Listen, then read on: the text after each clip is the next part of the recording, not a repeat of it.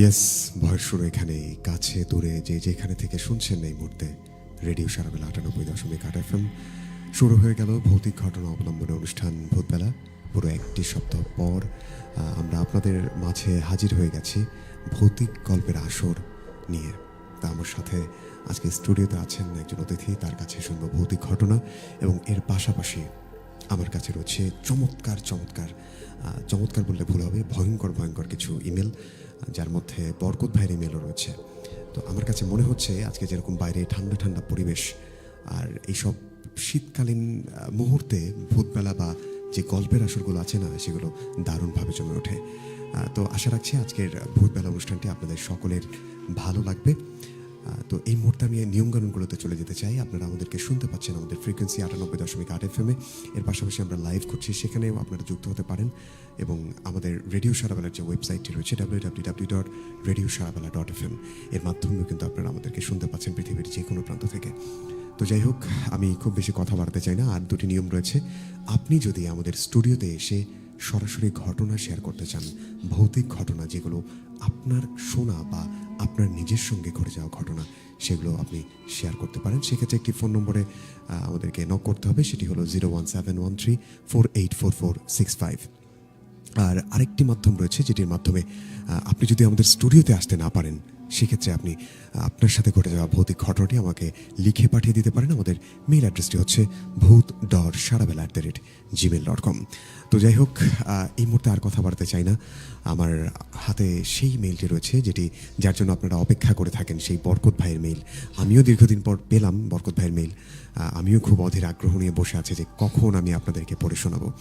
সেই সাথে আমাদের স্টুডিওতে অতিথিও আছেন, তার কাছেও শুনবো ঘটনা। তো এই মুহূর্তে আমি চলে যেতে চাই আমাদের বরকত ভাইয়ের পাঠানো সেই ভয়ঙ্কর মেইলটিতে।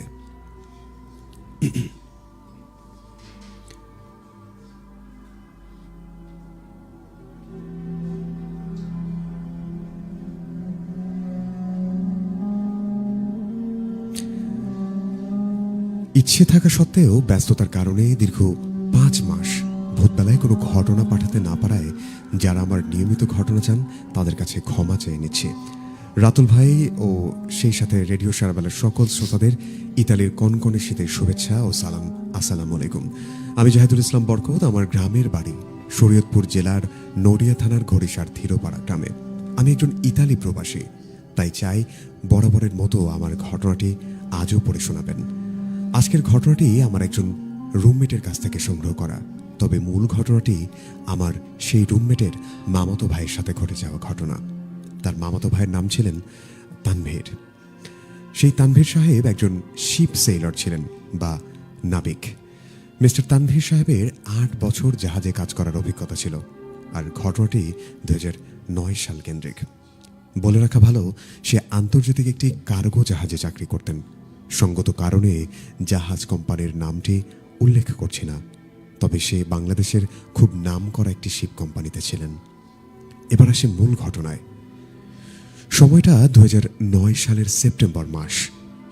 একদিন বিকেলে তানভীর সাহেবের কাছে কোম্পানির হেড অফিস থেকে মেসেজ আসে, বিশেষ কারণে তার বর্তমান চলমান ডিউটিরত জাহাজ থেকে একই কোম্পানির মালয়েশিয়াগামী একটি জাহাজে পোস্টিং হয়েছে। তানভীর সাহেব ব্যাপারটা স্বাভাবিকভাবে নিয়ে কোম্পানির নোটিশ অনুযায়ী সে জাহাজে যোগদান করেন। ভিসা প্রসেসিং শেষ করে যথাসময়ে তার কাছে পাসপোর্ট সহ সব প্রয়োজনীয় কাগজ পৌঁছে যায়। পোর্ট থেকে তাদের জাহাজ লোড করা হয় প্রায় ১০,০০০ টন কার্গো জাহাজ। বাংলাদেশ থেকে কার্গো নিয়ে মালয়েশিয়া যেতে প্রায় ৮ দিন মতো সময় লাগবে। যথাসময়ে তাদের জাহাজ বন্দর থেকে মালয়েশিয়ার উদ্দেশ্যে রওনা করল। রাতুল ভাই বলে রাখা ভালো, জাহাজে প্রতিজন নাবিকের থাকার জন্য একটা আলাদা রুম থাকে। আজ জাহাজের নাবিকরা সেই জাহাজে ৩ শিফটে ভাগ হয়ে কাজ করতেন। যাই হোক, জাহাজ ছাড়ার ৬তম দিনে তানভীর সাহেবের ডিউটি পড়ে রাতের শিফটে। রাতের খাবার খেয়ে তানভীর সাহেবের জাহাজের ক্যাপ্টেনের কাছে গিয়ে তার কাজ বুঝে নিয়ে সে তার ডিউটি শুরু করে। জাহাজটি মহাসাগর পাড়ি দিয়ে ইন্ডিয়ান ওশন দিয়ে রাতের ঘুটঘুটে অন্ধকার ভেদ করে তার আপন গতিতে চলে যাচ্ছে। তানভীর সাহেব জাহাজের সামনের অংশের ডেকে ডিউটি করছিলেন। হঠাৎই সে লক্ষ্য করল জাহাজটি কেমন যেন হালকা করে দুলে উঠছে। সে ভাবল এটা স্বাভাবিক, হয়তো সমুদ্রের ঢেউয়ের জন্যই এমনটা হচ্ছে। কিছুক্ষণ পরেই সে খেয়াল করল জাহাজের একেবারে সামনের অংশে অন্ধকারে কিছু লোক বিদেশি ভাষায় কথা বলছে, কেমন যেন ঝাপসা ঝাপসা। ব্যাপারটা বোঝার জন্য সে তার কাছে থাকা টর্চ লাইট জ্বালিয়ে দেখার চেষ্টা করে, কিন্তু টর্চ লাইট জ্বালাতে সে দেখে সামনে কেউ নেই, কথা বলাও বন্ধ হয়ে গেছে। তানভীর সাহেবের মনের ভুল ভেবে সে তার কাজে মন দেয়। এভাবে কিছু সময় অতিবাহিত হয়ে যাওয়ার পর তানভীর সাহেব আবারও খেয়াল করলো সেই বিদেশি ভাষায় আবারও সেই কথা শোনা যাচ্ছে। তবে এবার মনে হচ্ছে সেটা আগের বারের চেয়ে লোকগুলোর সংখ্যা অনেক বেশি মনে হচ্ছে। সময় যত বাড়ছে তাদের কথা যেমন উচ্চস্বর হচ্ছে, অর্থাৎ বেড়েই চলেছে। তানভীর সাহেব তাদের ভাষা না বুঝলেও তাদের বলার এক্সপ্রেশনে মনে হচ্ছে তারা অনেকে আর্তনাদ করছে। তানভীর সাহেব এবার তার হাতে থাকা লাইট জ্বালিয়ে সামনে এগোতে থাকে। সামনে যেতেই সে দেখে জাহাজের ডেকে 7 থেকে 8 জন ব্যক্তি বসে আছে, আর 2 জন ব্যক্তি জাহাজের রেলিংয়ের নিচে হাত দিয়ে সমুদ্র থেকে আরও লোকজন টেনে টেনে জাহাজে তুলছে। কিন্তু আশ্চর্যের বিষয় হচ্ছে তাদের সবার পরনে তানভীর সাহেবের মতোই নাবিকের ড্রেস। অবাক করা বিষয়, তানভীর সাহেব তাদের উদ্দেশ্য করে ইংরেজিতে জিজ্ঞাসা করলো, হু আর ইউ? তোমরা কারা? কারণ তানভীর সাহেব ভেবেছিল হয়তোবা নাবিকের ড্রেস পরে কিছু জলদস্যু এসেছে। কিন্তু তানভীর সাহেব তখনও জানতেন না তার সামনে কত বড় ভয়ঙ্কর অপেক্ষা করছে। কয়েকবার তানভীর সাহেব তাদের উদ্দেশ্যে ইংরেজিতে জিজ্ঞেস করার পরেও কোনো উত্তর না পেয়ে তাৎক্ষণিক কন্ট্রোল রুমে ক্যাপ্টেনের কাছে ওয়াকিটকির মাধ্যমে কথা বলার চেষ্টা করেন। জাহাজে জলদস্যু উঠেছে, আর ক্যাপ্টেন যেন জাহাজে বড় সার্চ লাইট জ্বালিয়ে তাদের গতিবিধি লক্ষ্য করেন। এই কথা শোনা মাত্রই ক্যাপ্টেন সার্চ লাইট জ্বালিয়ে ব্যাপারটা বোঝার চেষ্টা করলেন, দেখার চেষ্টা করলেন। কিন্তু প্রত্যুত্তরে ক্যাপ্টেন জানান জাহাজের সামনে তানভীর সাহেবকে ছাড়া আর কাউকেই দেখতে পাচ্ছেন না তিনি। কিন্তু সেই সার্চ লাইটের আলোতে তানভীর সাহেব স্পষ্ট সবাইকে দেখতে পাচ্ছেন। বলে রাখা ভালো, জাহাজের মাস্টার ডেকে বা কন্ট্রোল রুম থেকে সামনে থাকা সবাইকে স্পষ্ট দেখা যায়। কিন্তু তানভীর সাহেব বুঝতে পারছিলেন না ক্যাপ্টেন কেন তানভীর সাহেবকে ছাড়া অন্য কাউকে দেখতে পাচ্ছেন না। যাই হোক, তানভীর সাহেব আবারও ক্যাপ্টেন সাহেবকে বলেন, স্যার, আমার সামনে 8 থেকে 10 জন নাবিকের ড্রেস পরা জলদস্যু জাহাজে উঠেছে। এবারও প্রত্যুত্তরে ক্যাপ্টেন কিছুটা বিরক্তি নিয়ে বলে ওঠে, তানভীর সাহেব, আমি তো কাউকে দেখতে পাচ্ছি না, আর আপনি হয়তোবা ভুলভাল দেখছেন। এই কথা শুনে তানভীর সাহেব সিদ্ধান্ত নেন তিনি একাই ওই লোকগুলোর কাছে যাবেন। যেই বলার সেই কাজ। তানভীর সাহেব সামনের দিকে যেতে যেতেই অনুভব করলেন তার নাকে অদ্ভুত বিচ্ছিরি একটা পচা গন্ধ এসে লাগছে, আর তাদের আর্তনাদ তার কান ফাটিয়ে দিচ্ছে। সাহস করে তানভীর সাহেব তার সামনে যান, আরও সামনে যান, এবং সামনে যেতেই দেখেন তার সামনে থাকা নাবিকের ড্রেস পরা সবার শরীর কেমন যেন অর্ধগলিত, মনে হচ্ছে পানিতে পচে গিয়েছে একদম। সমুদ্রের নোনা পানি তাদের শরীরকে ক্ষত বিক্ষত করেছে। কারো চোখ নেই, কারো জিহ্বা গলে বের হয়েছে গলা পর্যন্ত, কারো কান দিয়ে পচা কালো রক্ত বের হচ্ছে। আর তাদের মধ্যে 2 জন ব্যক্তি হাত লম্বা করে সমুদ্রের পানি থেকে 3 তলা বিল্ডিংয়ের সামন উঁচু জাহাজের ডেকে রেলিং পেরিয়ে গভীর সমুদ্রের থেকে নাবিকের ড্রেস পরা আরও অর্ধগলিত লোকজনকে জাহাজে তুলছেন। হঠাৎ করেই বসে থাকা অর্ধগলিত একজন লোক ইংরেজিতে বলে উঠল, why are you bothering us? We want to live. অর্থাৎ, তুমি আমাদেরকে কেন বিরক্ত করছো? আমরা বাঁচতে চাই। এই কথা শুনে তানভীর সাহেব প্রচণ্ড ভয় পেয়ে যান। সে খেয়াল করে কয়েকজন অর্ধগলিত মানুষ এসে তার চারপাশ থেকে তাকে ঘিরে ধরেছে। সবার মুখে ভয়ঙ্কর আর্তনাদ, সবার চোখে চোখ ও কান দিয়ে কালো রক্ত বের হচ্ছে। সবার শরীরের মাংসগুলো যেন পচে গেছে, অনেকের শরীর থেকে মাংস খসেও পড়েছে, অনেকের শরীরের হাড়গুলি দেখা যাচ্ছে। এই দৃশ্য দেখে তানভীর সাহেব ভয়ে অসাড় হয়ে আসে। ঠিক তখনই তাদের মধ্যে একজন তানভীর সাহেবের গলা চেপে ধরেছে আর তাকে জাহাজ থেকে সমুদ্রে ফেলে দিতে চেষ্টা করছে। অনেক শক্তি দিয়েও তানভীর সাহেব তাদের সাথে পেরে উঠছেন না। তানভীর সাহেব তখন ওয়াকিটকি বের করে ক্যাপ্টেনকে আবারও তার সাথে ঘটে যাওয়া এই বিষয়টি জানাতে চেষ্টা করেন, কিন্তু তখনই তার হাত থেকে ওয়াকিটকিটা পড়ে যায় নিচে। একটা সময়ে তার মনে হলো একটা দানব আকৃতির এত বড় জাহাজ তাকে কাঁধ করে একপাশে, সেই জাহাজটি কাঁধ হয়ে হেলে গেছে এবং জাহাজ থেকে তানভীর সাহেবকে জলে ফেলে দিতে চাচ্ছেন। ঠিক সেই সময় অনুভব করলেন তার পেছন থেকে কয়েকজন ব্যক্তি দৌড়ে দৌড়ে তার কাছে আসছেন। আর ঠিক সেই সময়ে তানভীর সাহেব জ্ঞান হারিয়ে ফেলেন। জ্ঞান ফিরতেই তানভীর সাহেব দেখেন তিনি তার কেবিনের রুমে শুয়ে আছেন এবং পাশে তার কলিগরা বসে আছে। জ্ঞান ফিরতেই তার সহযোগী ক্যাপ্টেনকে খবর দেন।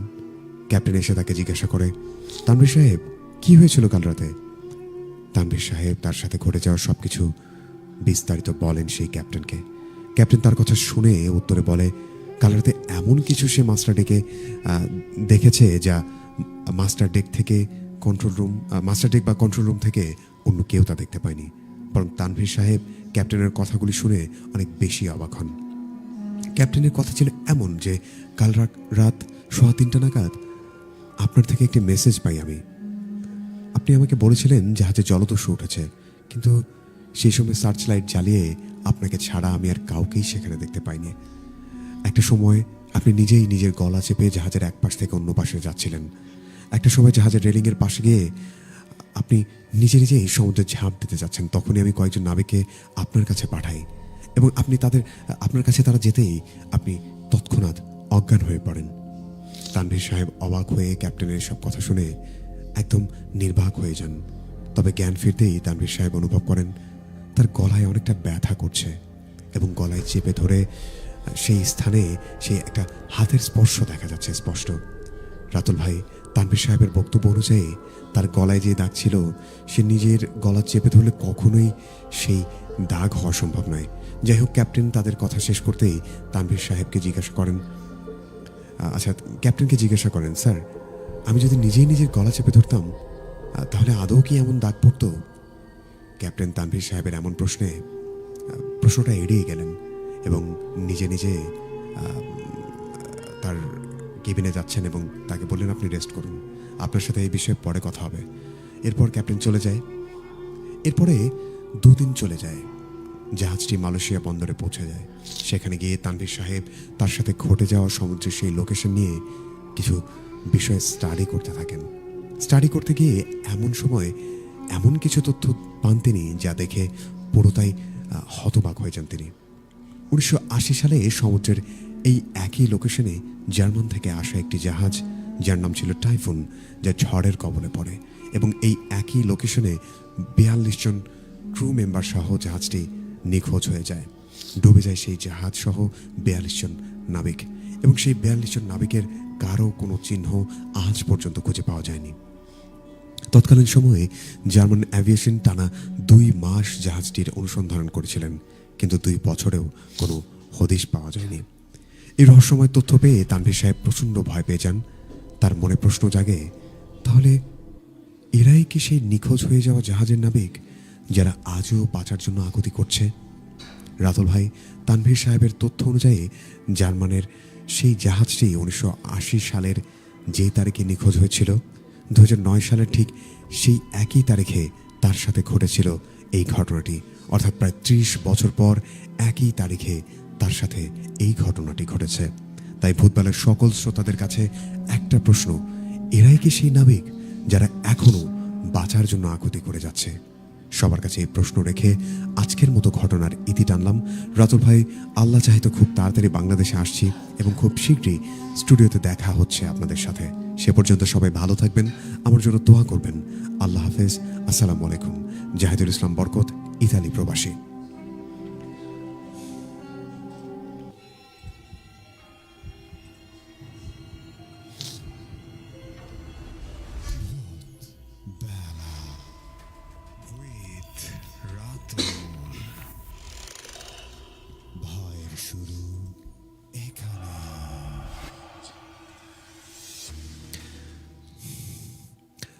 ইয়েস, ভয়ের শুরু এখানে। যে যেখান থেকে আমাদেরকে শুনছেন এবং উপভোগ করছেন ভূতবেলা, আমি আপনাদের সকলকে আরও একবার স্বাগত জানাচ্ছি। আমি রাতুল আছি আপনাদের সাথে, আমার সাথে রয়েছে শাহাদুল এবং আজকের অতিথিরা, এবং আমার কাছে রয়েছে আপনাদের থেকে পাঠানো কিছু চমৎকার চমৎকার ভৌতিক ঘটনা। তো যাই হোক, আমি দেখতে পাচ্ছি অসংখ্য মানুষ আমাদের সাথে যুক্ত হয়েছেন। আমি তাদের কথাবার্তাগুলো চলে যেতে চাই, এবং আপনিও চাইলে আপনার মতামত জানাতে পারেন যে আপনার কাছে কেমন লাগছে এই ঘটনাগুলো, এবং আপনার কাছে যদি থেকে থাকে এমন কোনো ভৌতিক ঘটনা যেগুলো আপনি চান আমাদের সাথে শেয়ার করতে, আপনি যদি সরাসরি আমাদের স্টুডিওতে এসে শেয়ার করতে চান, সেক্ষেত্রে আমাদের স্টুডিওতে আসতে পারেন। আমাদের স্টুডিওতে আসতে হলে একটি ফোন নম্বরে আপনার যোগাযোগ করতে হবে। আমাদের ফোন নম্বরটি হচ্ছে 01713484465। এখানে আপনি চাইলে মিসড কলও দিতে পারেন, আমরা আপনার সাথে পরবর্তীতে যোগাযোগ করবো। আর আপনি যদি চান আপনার ঘটনাটি, আমি এখন যেভাবে এই ঘটনাটি পড়ে শোনালাম, আপনি যদি চান আপনার ঘটনাটি আমি পড়ে শুনি, সেক্ষেত্রে আমাদেরকে মেইল করতে পারেন। আমার মেইল অ্যাড্রেসটি হচ্ছে bhoot.sarabela@gmail.com। আমি স্পেলিংটি বলে দিচ্ছি, BHOOT.SARABEL@gmail.com। তো দেখতে পাচ্ছি আমাদের সাথে একেবারে শুরুতেই যুক্ত হয়েছেন ইশতিয়াক শাহরিয়ার, লিখেছেন হাই রাতুল। সেই সাথে দেখতে পাচ্ছি এই যে তপু ছিলেন আমাদের সাথে, দেখতে পাচ্ছি সাগর মিয়া ছিলেন, লিখেছিলেন আচ্ছা মেঘডুমুরের বিল থেকে আব্দুল্লাল মানিক ছিলেন, উনি আছেন আমাদের সাথে জানিয়েছেন। ইশতিয়াক শাহরিয়ার যুক্ত আছেন আমার সাথে, আমার ক্লাসমেট, আমার ফ্রেন্ড। তোমার জন্য অনেক অনেক শুভকামনা ইশতিয়াক। আমাদের সাথে রায়হান ছিলেন, উনি কুমেদপুর থেকে শুনছেন। আলমগীর আহমেদ লিখেছেন রাতুল ভাই আজ আচ্ছা বাংলাদেশের খেলা দেখবো, সেই সাথে ভূতবেলা শুনবো। আপনি বাংলাদেশের খেলা কথা মনে করিয়ে দিয়ে আসলে চিন্তায় ফেলে দিলেন। আপনি আসলে আমাকে আপডেট জানিয়েন, কারণ আমি তো দেখতে পারবো না। আলমগীর আহমেদ লিখেছেন রাতুল ভাই আচ্ছা ওকে ফাইন। ছিলেন আমাদের সাথে সোয়াইব বিন কাউসার, আচ্ছা লিখেছিলেন জাহিদুল ইসলাম বরকত, আসসালামু আলাইকুম ভাই, কেমন আছেন? বরকত ভাই অনেক ভালো আছি। সাদাফ আল মুহতাসিম সামি ছিলেন আমাদের সাথে, বরাবরের মতো চলে এলাম প্রোগ্রামে। এর পাশাপাশি লিখেছেন রোহান, রাফি, সাদাফ, সেই সাথে স্নিগ্ধা ছিল আমাদের সাথে, সবার জন্য শুভকামনা। এনামুল ইসলাম ছিলেন আমাদের সাথে, লিখেছিলেন আচ্ছা ভাই কেমন আছেন? অনেক ভালো আছি। লিখেছিলেন আমাদেরকে বরাবরের মতো যুক্ত হলাম রামপুরা থেকে নাবিল শেখ, শুভকামনা আপনার জন্য। লিখেছিলেন ইয়াসিন সর্দার, ভাই ভূতের গল্প বলেন। আমাদের সাথে ছিলেন আওসাফ সাইহান আন্নান, ভালো আছেন? জি ভালো আছি। লিখেছিলেন নাকাইহাট থেকে এক ভাই জিম আহমেদ, লিখেছেন রাতুল ভাই কেমন আছেন? অনেক ভালো আছি। আবদুল্লাহ সিয়াম ছিলেন আমাদের সাথে, রাতুল ভাই আমি তো আসছি ভূতবেলায়। আচ্ছা ওকে, আচ্ছা এখানে এসে লাইভ করতে পারবেন কিনা? সরি, এখানে এসে আপনারা কেউ লাইভ করতে পারবেন না। লিখেছিলেন আমাদেরকে মনোহর হোসাইন, অনেকদিন পর ভূতবেলা শুনছেন। লুৎফুল আনোয়ার ভাই, উনি লিখেছেন ব্যস্ততার কারণে গত পর্ব শুনতে পারিনি, তবে আজ সময় মতো চট্টগ্রাম থেকে জয়েন হলাম। আচ্ছা ভাই আপনার জন্য অনেক অনেক ভালোবাসা। আমি জানি আপনি সুযোগ থাকলে কখনোই ভূতবেলা মিসতেন না।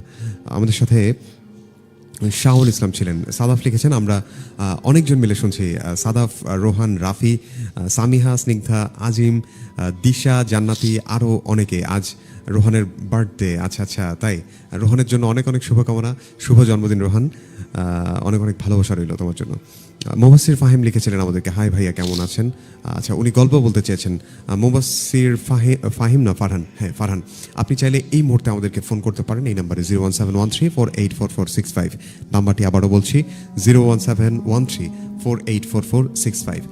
এছাড়া আপনি চাইলে কিন্তু রেডিও সারাবেলার যে পেজটি থেকে আমরা লাইভ করি, সেখানে আপনি ইনবক্সে আপনার নাম্বারটি শেয়ার করতে পারেন। ইউনুস আলী ছিলেন আমাদের সাথে।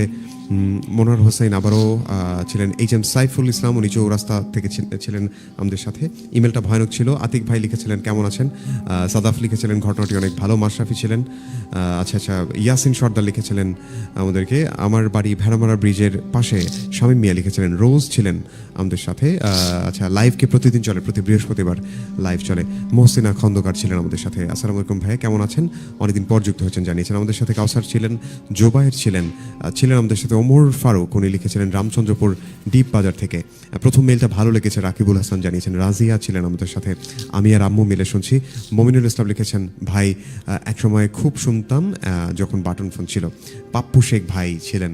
ভাইয়া কেমন আছেন আপনি সেটা আগে জানান। লিখেছেন ঘটনাটি খুবই ভয়ঙ্কর ছিল, টাইটানিক জাহাজের কথা মনে পড়ে গেল। এখন মাঝে মাঝে মানুষ টাইটানিক জাহাজে যেখানে ডুবেছে সেখানে সাবমেরিন নিয়ে নিয়ে সাগরের অতলে চলে যায়, কিন্তু কিছু বছর আগে একটি বড় দুর্ঘটনা ঘটে এবং সাবমেরিন দুর্ঘটনায় ঘুরতে যাওয়া সকল লোক মারা যায়, কিন্তু কিভাবে এই ঘটনা ঘটলো ব্যাখ্যা এখনো পাওয়া যায়নি। জি, এটা মনে আছে 5 জন সম্ভবত সেই সাবমেরিনে গিয়েছিলেন, যারা তাদের কোনো হদিশ পাওয়া যায়নি এবং কোন কারণে এমনটা হয়েছে।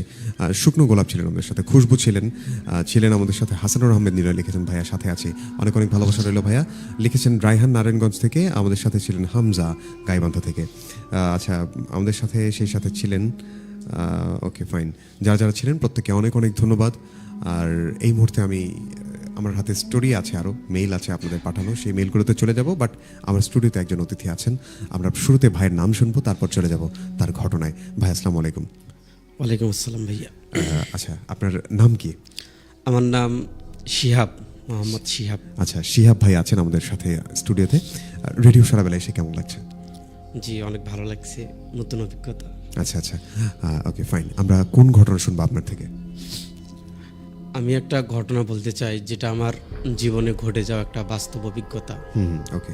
এটা কোনো গল্প না, এটা আমার জীবনে ঘটে যাওয়া একটা বাস্তব কাহিনী। জি, ঘটনাটাই তাহলে শুরু করি। জি অবশ্যই। আজ থেকে 2 বছর আগে আমার যে স্কুলে পড়ালেখা করি আমরা, সেই স্কুলে আমার এক ফ্রেন্ডের বিয়ে। আচ্ছা। আমার বান্ধবী, হ্যাঁ, নাম হলো লতা। সেই লতার যখন বিয়ে, জি, তখন আমাদের যতগুলো ফ্রেন্ড আছে সবগুলোকে দাওয়াত দেয় ওখানে। তা যেহেতু বান্ধবীর বিয়ে, আমরা সবাই তো যাব অবশ্যই। হ্যাঁ, আমরা সবাই সময় করে আলোচনা করে একটা সময় বের হলাম। আমরা 2টা থেকে 3টার ভিতরে আমরা বের হলাম জি। ওইখানে যাওয়ার জন্য। অবশেষে আমরা সবগুলা বন্ধু ওখানে একত্র হয়ে তার বাসায় গেলাম। যাওয়ার পর মেয়ের বাসায় প্রথমে কিন্তু বিয়ে অনুষ্ঠান শুরু আচ্ছা, হয়। জি, ওইখানে আমরা যাওয়ার পরে খাওয়া দাওয়া করলাম, তারপর একটু আনন্দ মাস্তি করলাম বন্ধু বান্ধব সবাই মিলে। তারপর যখন মানে খাওয়া দাওয়ার পরে আরও অনেকক্ষণ আমরা দেরি করলাম, আনন্দ করলাম। তারপরে বিয়ে যখন অনুষ্ঠিত হলো, বিয়ে অনুষ্ঠান অনেক আমরা মজা করলাম। তখন থেকে আমার যেন শরীরটা কীরকম লাগতেছে, ভালো লাগতেছিল না। আমার ভিতরে একটা ভয় ভয় কাজ করতেছিল, কারণ আমি ছোট থেকেই দেখছি, মানে আমার মানুষ যে রাশি বলে, আসলে এটা ঠিক কিনা এটা আমি জানি না, কিন্তু রাশি বলতে হয়তো কিছু আছে। আমার ছোটবেলা থেকেই আমার সাথে এরকম অনেক ভৌতিক ঘটনা ঘটে। হয়তো সেজন্যই আমার সেই দিন শরীরটা খারাপ ছিল, মনটাও ভালো ছিল না। তারপরে বুকটা কেন যেন ধরপড় করছিল। তা আমি ওইখানে তেমন বেশি আনন্দ করতেছিলাম না। তা বন্ধু বান্ধব বলছিল যে তুই এরকম কেন, মানে মন মরা হয়ে আসছিস কেন? তা আমি বললাম না, আমার এমনিতেই এরকম লাগতেছে, আমার ভালো লাগতেছে না। আচ্ছা, তোরা একটু মজা কর। তারপরেও যেটুকু করা লাগে, বিয়ে বাড়ি যেহেতু, ওইখানে আমরা মজা করলাম। রাইট। তারপর বিয়ে হয়ে গেল। বিয়ে হওয়ার পর আরও কিছুক্ষণ ওরা দেরি করলো। আমি বললাম বাড়ি যাওয়া লাগবে, আমার বাড়ি তো দূরে। আমার বাড়ি হলো ভাটপাড়া বড় বাড়ি, আর আমার বান্ধবীর বাসাটা হচ্ছে গণ উন্নয়ন, ইন্দিরা পার্ক থেকে দক্ষিণের দিকে। তো ওই গণ উন্নয়নের কাছে ওইখানে বিয়ে হচ্ছে। তা আমরা ওই বিয়েটা যখন সমাপ্ত হলো আর কি, সমাপ্ত হওয়ার পরে ওইভাবে ওরা দেরি করতেছে। তখন আমি বললাম যে এতক্ষণ দেরি করার কি দরকার, বিয়ে তো হয়ে গেছে, চলো এখন আমরা সবাই বাড়ি বাড়ি যাই, কালকে তো আবার দেখা হবেই। যখন পাত্রের বাসায় যাব তখন আবার দেখা হবে, এখন আমরা বাড়িতে চলে যাই। তা ওরা বললো যে আর কিছুক্ষণ দেরি করি, বিদায় দিই, মানে আমার বান্ধবী বিদায় দেওয়ার কথা বলে দিচ্ছে। তা যখন আমরা বিদায় দিলাম, বিদায় দিতে দিতে একটু দেরি হয়ে গেছে আমাদের। আমরা তখন ওইখানে দেরি করতে করতে 2টার মতো বাজলো, রাত 2টা। তারপর যখন বিদায় হয়ে গেল, তখন বন্ধু বান্ধবীরা সবাই, আমরা যেগুলো গেছিলাম সবাই বাসায় চলে দিতে লাগলো। তারপর আমার বন্ধু ছিল, তার নাম ইব্রাহিম, সে বলতেছে ওর বাসায় আবার ওইখানে, ওই যে বান্ধবীর বিয়ে হলো ওই বান্ধবীর বাসার কাছাকাছি ওই বন্ধুর ইব্রাহিমের বাসা। তো আমাকে বল দিছে আজকে তুমি আমার বাসায় থেকে যাও, যেহেতু রাত 2টা-2:30টার মতো বাজে, তুমি আজকে এখানে থেকে যাও। তা আমি বললাম দেখো আমার বাড়ির তো অবস্থা ভালো না, আমার বাড়িতে লোকজন তেমন নাই, শুধু আমার ভাবি বাড়িতে থাকে। আমার আবার আজ থেকে 5-6 বছর আগে মা মারা গেছে। এই জন্য আমি, আমার ভাবি, বড় ভাইয়ের স্ত্রী আর আমার বাবা, এই 3 জনে আমরা বাসায় থাকি, আর একটা ছোট বাচ্চা আছে। এই 3 জনে বাসায় থাকি। সেটা উল্লেখ করে আমি আমার বন্ধুকে বললাম যে আমার বাসায় তো তেমন কোনো লোক নাই, আমার যাওয়াই লাগবে যত রাতেই হোক। জি সে বন্ধু বলতেছে দেখো রাত কিন্তু অনেক হয়ে গেছে, তারপর এখান থেকে কোনো গাড়িও পাবা না যে তুমি ওখানে চড়ে যাবা। রাইট। তা আমার ওই সময় আমার ভাইও আসছে বাড়িতে, মানে সে পীরগঞ্জ, ওইখানে এসকেস এই সংস্থারে আচ্ছা। একটা শাখা আছে, ওইখানে কাজ করে আর কি। তা রাতে আসছে ভাই, আসি আমার কাছে ফোন দিছে। জি। দিয়ে আমার ভাই বলতিছে শিহাব তুমি কোথায়? তা আমি বললাম আমি তো এক জায়গায় বিয়ে খেতে আসছি, এইখানে দেরি হয়ে গেছে। তা আমার এক ইব্রাহিম বন্ধু আমাকে বলল যে এখানে থাকো। তো আমার ভাই বলতিছে দেখো আমি কালকে চলে যাব, বেশি দিন মানে বেশিক্ষণ থাকবো না, তো আজকে রাতটায় আসি, তুমি তাড়াতাড়ি বাড়িতে আসো, কষ্ট হলেও বাড়িতে আসো। রাইট। তা আমি আমার বন্ধুকে বললাম দেখো ভাই এইভাবে বলতিছে, আমার তো বাড়ি যাওয়াই লাগবে। তা বলতিছে ভাই তুমি যেটা ভালো মনে করো সেটাই করো, চলো তোমাকে একটু আগে দিয়ে আসি। আচ্ছা। তা আমি বললাম হ্যাঁ ঠিক আছে, একটু আগে দিয়ে আসো, রাত এইটুকু যাতে তো ভয় লাগবে। সে বলল আচ্ছা ঠিক আছে। তারপর সে তার যে সাইকেল আছে, সাইকেলটা বের করলো, তার বাবার সাইকেল সে বের করলো, আমাকে মানে পিছনে চড়াই নিল, ও চালালো। তারপর ওইখান থেকে আমরা গণ উন্নয়নের ওখান থেকে আমরা ইন্দিরাপাড় পর্যন্ত আসলাম। আচ্ছা। ইন্দিরাপাড়া আসার পর আমারে কীরকম লাগলো, আমি বললাম যে ইব্রাহিম এখন তুমি চলে যাও, যেহেতু তুমি যদি আরেকটু আমাকে আগে দিয়ে আসো তাহলে তো তোমার আবার যাতে ভেজাল হয়ে যাবে, রাইট। কারণ রাত তো 2টা-3টার মতো বাজে। জি। তা তুমি এখান থেকে চলে যাও। সে আমাকে বলতেছে আচ্ছা সমস্যা নেই, তুমি দৌড়ত করে চলে যাও, কোনো সমস্যা নেই। তা আমার ভিতরে আগে থেকেই ভয়, আমার শরীরটা কীরকম লাগতেছে। জি। তারপর আবার আমার তো আগে থেকে একটু রাশ খারাপ, আমি সেটা জানি। তারপর আমার আবার মনটা কিরকম লাগতেছে, এই জন্য আমি একটু দৌড়ত করে তাকে বিদায় দিয়ে আস্তে আস্তে আসতেছি। আস্তে আস্তে পাকা রাস্তা হাঁটতেছি, হাঁটতে হাঁটতে ইটাকুরের মাঝারের তরে আসলাম আমি ওখানে। আচ্ছা। তারপরে ওইখান থেকে আবার আমাদের বাড়ি কাঁচা রাস্তা নামে আসছে ওই পাশে। তা আমি ওখান থেকে আসার পর ওইখানে একটা ছোট একটা ব্রিজ আছে, শুনছিলাম যে ওই ব্রিজ নাকি অনেক ভৌতিক। আচ্ছা। তারপরে একটু আচ্ছা, মনের কোন ভিতর, ব্রিজটার কথা বলছেন যেন? জি কোন ব্রিজটার কথা? কোন ব্রিজটার কথা বলছিলেন? সেই ব্রিজটা হলো ইটাকুরের মাজার থেকে এসে, জি জি, মানে একটা যে কাঁচা রাস্তা নামে গেছে। কাঁচা রাস্তা, হ্যাঁ, উঁচু ব্রিজ একটা। হ্যাঁ হ্যাঁ, হ্যাঁ হ্যাঁ, দেখেছি। জি জি। মরাঘাটের ব্রিজ না, তার মানে আসার পূর্বেই একটা ব্রিজ আছে ওইখানে। আচ্ছা আচ্ছা। সেই ছোট ব্রিজটা, সেই ছোট ব্রিজের কাছে যখন আমি আসলাম তখন মানে আমার গা পুরো ঠান্ডা হয়ে গেল, পুরো লোমগুলো দাঁড় হয়ে গেল। আমি বুঝলাম না এখানে কোনো ঝামেলা আছে। জি। আমি একটু তাড়াতাড়ি হাঁটা শুরু করলাম। আমার হাতে কিছু ছিল না, শুধু আমার ফোনটাই ছিল। রাইট। তারপর আমি একটু হাঁটাহাঁটি শুরু করলাম। তারপর আমার তো পুরো শরীর ঠান্ডা হয়ে গেছে, মানে এত পরিমাণে ভয় লাগতেছে যে আমি ঘাটা যে হেঁটে যাচ্ছি মানে বুঝতে পারতেছি না, আমার পা আগাচ্ছে না, শুধু মনে হয় পথ বেশি হচ্ছে বেশি হচ্ছে। আচ্ছা আচ্ছা। তারপর হঠাৎ করে আমার সাইডে নজর গেল, যাওয়ার সাথে সাথে আমি দেখি মানে একটা জায়গা এমন কালো হয়ে আছে, মানে আমার থেকে 10-12 হাত একটু সরে আচ্ছা। একটা জায়গায় এমন কালো হয়ে আছে, আমি দেখার সাথে মানে আমার অবস্থা খারাপ, মনে হয় কলজা উড়ে চলে গেছে এইরকম অবস্থা। তারপর আমি ওদিকে ভ্রুক্ষেপ না করে দোয়া পড়ে লা ইলাহা ইল্লা আনতা সুবহানাকা ইন্নী কুনতু মিনাজ জালিমিন, এটা এই দোয়াটা পড়ে আমি আমার মতো চলা শুরু করলাম। তো ওই ব্রিজ থেকে আসলাম, আস্তে আস্তে মরাঘাটের পুল, জি, আমাদের ওইখানে মরাঘাটের পুল ওটাকে বলে। আচ্ছা। ওইখানে যখন আসলাম তখন দেখি একটা কুকুর। ওই কুকুরটা এমন কুকুর ছিল, মানে ওটা কোনো স্বাভাবিক কুকুর না। জি। সেই কুকুরটার মানে চোখগুলা লাল টকটকা ছিল এইরকম কুকুর আমি আগে জীবনে দেখিনি। সে কুকুরটার চোখগুলো লাল টকটকা ছিল, আর জিবাটা মনে হয় 1 হাত। আচ্ছা আচ্ছা, সে কুকুরটা একটা মনে হচ্ছে যে একটা সিংহর মতো, মানে আকৃতিটা এত বিশাল ছিল। হ্যাঁ, মানে পুরা শরীরের লোমগুলো ছিল বড় বড়, আচ্ছা। চোখগুলো লাল, আর যে জিবাটা ছিল এটাও লাল কিন্তু 1 হাতের মতো। আচ্ছা আচ্ছা, সেই জিবাটা মনে হয় তার জিভ থেকে মাথা থেকে মাটিতে নিচড়ে যাচ্ছে। আচ্ছা আচ্ছা, ওটা দেখার সাথে তো আমার অনেক ভয় লাগলো। তারপরে আমি চোখ বন্ধ করে দরুদ শরীফ পাঠ করলাম। আচ্ছা, দরুদ শরীফ পড়তেছে, আমার ভয় তো মানে আমার যে দরুদ শরীফ এটা মনে হয় ভুলে গেছে, এইরকম অবস্থা। তারপর সেই কুকুরটা আমার দিকে মানে তাকিয়ে কিরকম একটা শব্দ করছে, আচ্ছা, মনে হয় আমাকে এখনই তেড়ে এসে খেয়ে ফেলবে।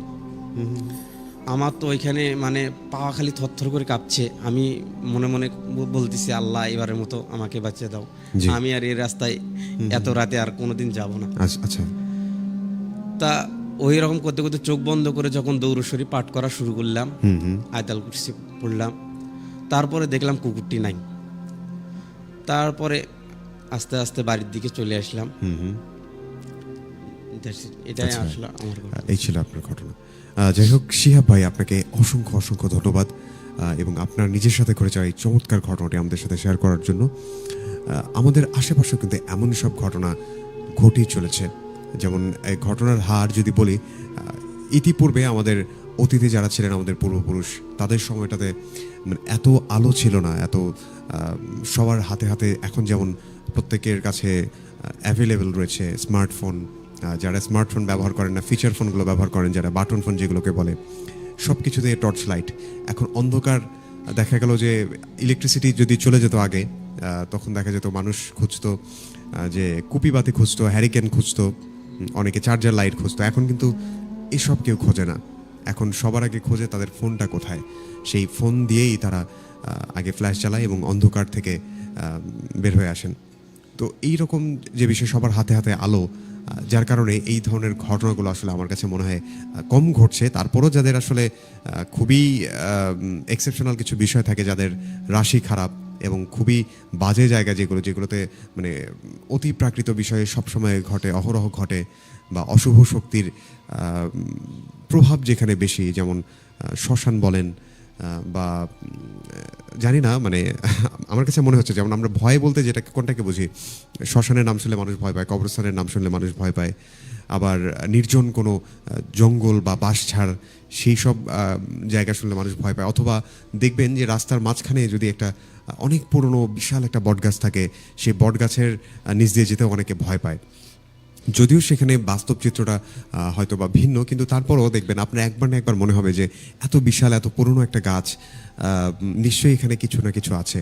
আবার দেখবেন যে কখনো যদি কোনো পরিত্যক্ত ফ্ল্যাট যদি দেখা যায়, বা পরিত্যক্ত কোনো ভবন, যেমন আমাদের গাইবান্ধারও বিভিন্ন জায়গায় রয়েছে যেগুলোতে আসলে মানুষজন থাকে না, তো সেগুলো দেখলে আপনি যখন দিনের বেলা দেখবেন কেমন যেন গা ছমছমে একটা পরিবেশ। আর সেখানে দিনের বেলায় যেখানে আপনার দেখে মনে হচ্ছে যে গা ছমছমে, রাত্রেবেলা বা সন্ধ্যের পর সেখানে কি হতে পারে, এই ব্যাপারগুলো কিন্তু আসলেই আমাদেরকে ভাবায়। তো আপনাদের কার কাছে কেমন লাগলো আজকের এই ঘটনাটি? যেমন আমাদের শিহাব ভাই শেয়ার করলেন, যদিও ওনার ঘটনার প্রেক্ষাপট ভিন্ন ছিল, উনি একটি নির্জন রাস্তা দিয়ে একা একা ফিরছিলেন গভীর রাতে, কারণ ওনার আনন্দের চেয়ে ওনার দায়িত্বটা সেখানে বড় ছিল, কারণ ওনার বাসায় কেউ ছিলেন না, যার ফলে ওনাকে ওই রাতেই ফিরতে হয়। কিছু মানুষ তাকে সাহায্য করেছিল রাস্তার মাঝ রাস্তা পথ পর্যন্ত, এবং তারপর বাকিটুকু পথ তার একাই আসতে হয়। এবং যে ভয়ে সেই মানুষগুলো তাকে সাহায্য করার জন্য অর্ধেক রাস্তা পর্যন্ত এসেছিলেন, ঠিক তারা চলে যাওয়ার পর সেই ঘটনাটি তার সাথে ঘটেছে।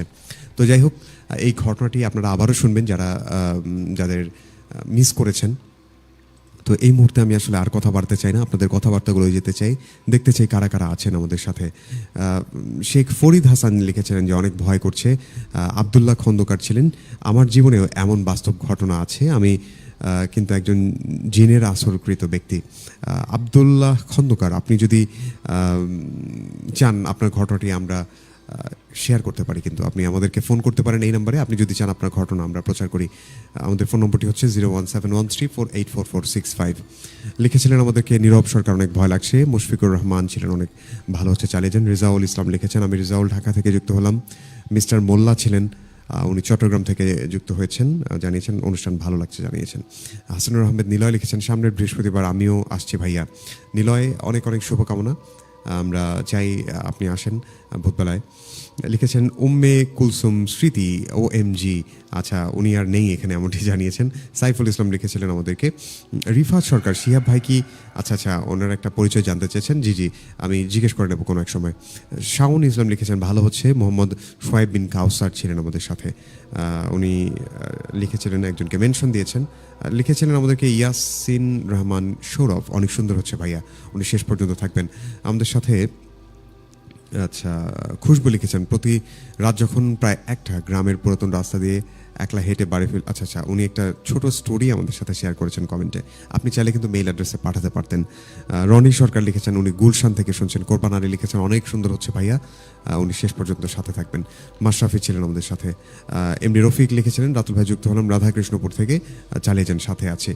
আচ্ছা, জেমি ছিলেন আমাদের সাথে, লিখেছিলেন উনি চাপাদহ থেকে, অনেক অনেক ধন্যবাদ। আবদুল্লাহ সিয়াম ছিলেন, আচ্ছা ওকে ফাইন। তো এই মুহূর্তে আমি কি করব, আমার হাতে একটি মেইল রয়েছে, যে মেইলটি আমাদেরকে পাঠিয়েছেন আমার আরেক প্রিয় ভাই তানভীর প্রধান, ওনার সেই পাঠানো মেইলটিতে চলে যাবে। এবং তারপর যদিও ঠান্ডার কারণে আমার গলায় প্রবলেম হচ্ছে, আমি তারপরও চেষ্টা করছি আজকে ঘটনাগুলো আপনাদেরকে পড়ে শোনানোর জন্য। তারপরে আমরা আবারও ফিরবো শিহাব ভাইয়ের কাছে, তার কাছে শুনবো ঘটনা। এবং আমাদের মাঝে আরও কয়েকজন ভাই আছেন, আমরা যদি সুযোগ হয় তাদের কাছে ঘটনা শুনবো।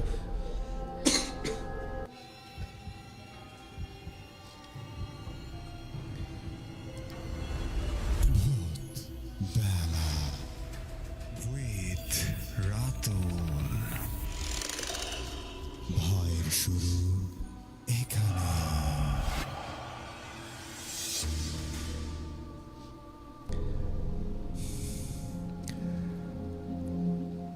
আসসালামু আলাইকুম রাতুল ভাই ও শ্রোতা বন্ধুরা, কেমন আছেন আপনারা? আশা করি আল্লাহর রহমতে খুব ভালো আছেন, সুস্থ আছেন। আমিও ভালো আছি আলহামদুলিল্লাহ। আজকে আমি আবারও নতুন একটা ঘটনা নিয়ে হাজির হয়েছি। আমি ঘটনাটি শুনেছিলাম আমার এক বন্ধুর কাছ থেকে, সে যেভাবে বলেছে আমি ঠিক সেভাবেই আপনাদেরকে উপস্থাপন করছি। তাই আর বেশি কথা না বাড়িয়ে ঘটনা শুরু করা যাক। এই ঘটনাটি আমার নানু বাসায় ঘটে। আমি তখন মাত্র 10ম শ্রেণীতে উত্তীর্ণ হলাম। এটি চলতি বছরেই ঘটে। ছুটিতে নানু বাসায় যেয়ে দেখি নানুর অ্যাপার্টমেন্টে 5টি রুমের মধ্যে একটি ভাড়া দেওয়া হয়েছে। নানাকে জিজ্ঞাসা করায় উনি আমার দিকে তাকিয়ে মুচকি হেসে আরবি ভাষায় কি যেন একটা কথা বললেন। আমার নানা ছিলেন অনেক দিনদার মানুষ, মাঝে মধ্যে এভাবে আমার সাথে দুষ্টামি করেন, তাই এই কথা নিয়ে খুব একটা বেশি ভাবলাম না। দুপুরে খাবারের সময় হয়ে গেল। একটি মেয়ে এসে খাবার পরিবেশন করলো। মেয়েটার মাথায় একদম পুরো ঘোমটা দেওয়া। চেহারা দেখতে না পেয়ে কিছুটা বিরক্ত হলাম। মনের মধ্যে একটাই অশান্তি যে কে ইনি। যখন আমার প্লেটে খাবার দিতে আসলো, আমি তখন তার মুখের ঘোমটা দেওয়া চেহারাটা দেখা যাচ্ছে না বলে আবারও চিন্তিত হলাম। আমি আবারও মনের মধ্যে শুধু একটাই চিন্তা, ইনি কে। যখন আমার প্লেটে খাবার দিতে আসলো, আচ্ছা আমি তখন তার ঘোমটা দেওয়া ওনার নিচ থেকে তার হাত বেরিয়েছিল, সেটা দেখলাম এবং দেখলাম তিনি অপার্থিব কিছু একটা মনে হচ্ছে আমার কাছে, যেন অস্বাভাবিক কিছু একটা, যেন পৃথিবী থেকে অন্য কোনো এক জায়গা থেকে খাবার পরিবেশন করছে। তার হাত দুটি এমন সুন্দর ছিল। পরে জানতে পারলাম মেয়েটি এই বাসায় ভাড়ায় এসেছে। বেকার থাকায় নানুর কাছে কাজ চায় এবং নানু পরবর্তীতে তাকে কাজের বিনিময়ে এই বাসায় থাকতে দেন। সেই দিনের মতো আর কোনো ঘটনা ঘটেনি। মূল সমস্যা শুরু হয় তার পরের দিন সন্ধ্যায়। আমি মোবাইল নিয়ে ব্যস্ত ছিলাম। মাগরিবের আজান দেওয়ার সময় হয়ে গেল এবং মাগরিবের আজান হওয়ার সঙ্গে সঙ্গে একটা করুণ চিৎকার এবং প্রাণ ভিক্ষার আর্তনাদ শুনতে পেলাম। কিসের শব্দ? তার তল্লাশি চালাতে গিয়ে দেখি ওই ভাড়াটিয়া মেয়েটির রুম থেকে সেই শব্দের সূত্র। কি হয়েছে আমি নিজেকে প্রশ্ন করলাম এবং দৌড়াতে দৌড়াতে সেই মেয়েটির রুমের সামনে যাই। ইতিমধ্যে আমাদের বাসার বাকি সবাই সেখানে চলে এসেছেন। আমরা গিয়ে দেখি মেয়েটির রুমের দৃশ্য যা দেখলাম তা দেখার জন্য আমরা কেউ প্রস্তুত ছিলাম না। আমরা দেখলাম মেয়েটি আয়নার দিকে তাকিয়ে কারো কাছে মাফ চাচ্ছে এবং সে হাওয়ায় ভাসছে। এমন দৃশ্য তো কোনো স্বাভাবিক দৃশ্য নয়। এই দৃশ্য দেখে আমার নানু অচেতন হয়ে মাটিতে পড়ে যায়। আমি একটু সাহস করে আয়নার দিকে দেখলাম। আমি ওর সাহস ধরে রাখতে পারলাম না। দেখলাম আয়নার মধ্যে কালো কুচকুচে অবয়ব, যার মুখ থেকে রক্ত ঝরছে, চোখ দুটো পুরো কালো, পুরোট রঙে ভরা। এই দৃশ্য দেখে আমি অচেতন হয়ে মাটিতে পড়ে যাই। পরদিন দুপুরে চোখ খুলে দেখি আশেপাশে আমাদের প্রতিবেশীরা। হঠাৎ একজন ধমকের সাথে বলে উঠল, আপনারা বাড়িঘর খুলে রেখে কই গিয়েছিলেন? আপনাদেরকে যেন এসে অ্যাপার্টমেন্টের সামনে রেখে গেছে কেউ। আচ্ছা, মানে ওকে। আমি তার কথা শুনে অবাক হয়ে তাকিয়ে রইলাম। বিকেলবেলা নানুরাও স্বাভাবিক অবস্থায় ফিরে এলেন। এত ঘটনার পর আমি আর নিতে পারছিলাম না এই ব্যাপারগুলো, তাই বাসা থেকে বেরিয়ে যাই। এরপরে এখানে বলে রাখা ভালো, আমরা সেই ভাড়াটে মেয়েটার কথা ভুলে গিয়েছিলাম। সেই মেয়েটি বাসায় ছিল না। বের হয়ে আমি তখন ওয়ারি যাচ্ছিলাম। সেখানে সলিমুল্লাহ কলেজের সামনে একটি মাজার রয়েছে। আমি সেই মেয়েটিকে মাজারে দেখতে পাই। তাকে ধরাধরি করে বাসায় নিয়ে আসি। এসেই রুমে ঢুকি এবং আমি তাকে জিজ্ঞাসা করি কাল রাতে কি হয়েছিল। জিজ্ঞাসা করায় সে ভারী এবং পুরুষ কণ্ঠে বলল, তুই জেনে কি করবি, আমাকে এখন ঘুমাতে দে। এটা শুনে আমার শরীরের রক্ত গরম হয়ে যায়। কাজের মেয়ে আমাকে এভাবে ধমক দিল। অনেক কষ্ট করে নিজের ধৈর্যকে আমি রেখেছিলাম। মনে মনে ঠিক করলাম, সকাল হলে আমি নিজেই বাড়ির উদ্দেশ্যে রওনা হবো, এখানে আর থাকবো না। রাতে সবাই কিছু না খেয়ে ঘুমিয়ে পড়ি। মাঝরাত তখন প্রায় 3:45 মতন বাজে। আমার ঘুম ভেঙে যায়। খাইনি বলে প্রচণ্ড ক্ষুধা লাগে। ফ্রিজে কি আছে তা দেখতে আমি রান্নাঘরের দিকে যাই। শুনলাম কাজের মেয়েটির ঘর থেকে কেমন যেন ফিস ফিস শব্দ ভেসে আসছে। এত রাতে কারো যেন কথা বলার শব্দ হবে। আমি এই বিষয়টা জানার জন্য তার ঘরের দিকে যেতে থাকি। ঘরে গিয়ে দরজার সামনে নক করলাম। দেখি কোনো সারা শব্দ নেই। দরজাটা খোলাই ছিল। একটু চাপ দিতেই দেখলাম মেয়েটি এক নজরে জানালার দিকে বাইরে আকাশে তাকিয়ে আছে। আমি বললাম, এই মেয়ে, এত রাতে কার সাথে কথা বলছো, আর বাইরে কি দেখছো? আমি একটু ধমকের সুরে বলেছিলাম, কারণ তার উপর আমার রাগ ছিল। মেয়েটা আস্তে করে আমার দিকে ঘুরে তাকালো। পরক্ষণেই চাঁদের আলো জানালা ভেদ করে তার শরীরের উপর পড়ল। দেখলাম সে কুচকুচে দাঁড়িয়ে আছে, তার হাত পাকানো। চেহারার দিকে তাকালাম, দেখে আমার পায়ের নিচ থেকে যেন জমিন সরে গেল। চোখ দুটো কালো, সাদা কোনো অংশ নেই। মুখে বিড়ালের মতো লোম বেরিয়েছে। মাথায় কোনো চুল নেই। কিছু বুঝে ওঠার আগেই জানালার বাইরে থেকে একজনের বড় দুটি হাত ঢুকলো সেই ঘরে। হাত দুটো মেয়েটিকে টেনে জানালার দিকে বাইরে নিয়ে গেল। বলে রাখা ভালো, জানালাটি থাই গ্লাসের ছিল, কোনো গ্রিল লাগানো ছিল না। আমি দৌড়ে গেলাম মেয়েটিকে বাঁচানোর জন্য, কিন্তু আমি দৌড়ানোর আগেই সে বাইরে চলে গেছে। এক বিশাল দানব আকারের নেকড়ে, যার মানুষের মতো হাত পা আছে। মেয়েটিকে নিয়ে পাশের বাসার ছাদে টপকে সেকেন্ডের মধ্যে হাওয়ায় মিলিয়ে গেল। মেয়েটা আমার দিকে সাহায্যের মুখ নিয়ে তাকিয়েছিল। এর মধ্যে কত কিছু হয়ে গেল। আমি চিৎকার করে নানুদের এখানে আসতে বলি। 5 মিনিট পর দেখি কোনো সারা শব্দ নেই। আমি নানার রুমে যাই, গিয়ে দেখি সেখানে কেউ নেই। কিছু না ভেবে সেখান থেকে দৌড় দিয়ে আমি ভেবেছিলাম এসব কি হচ্ছে আমার সাথে।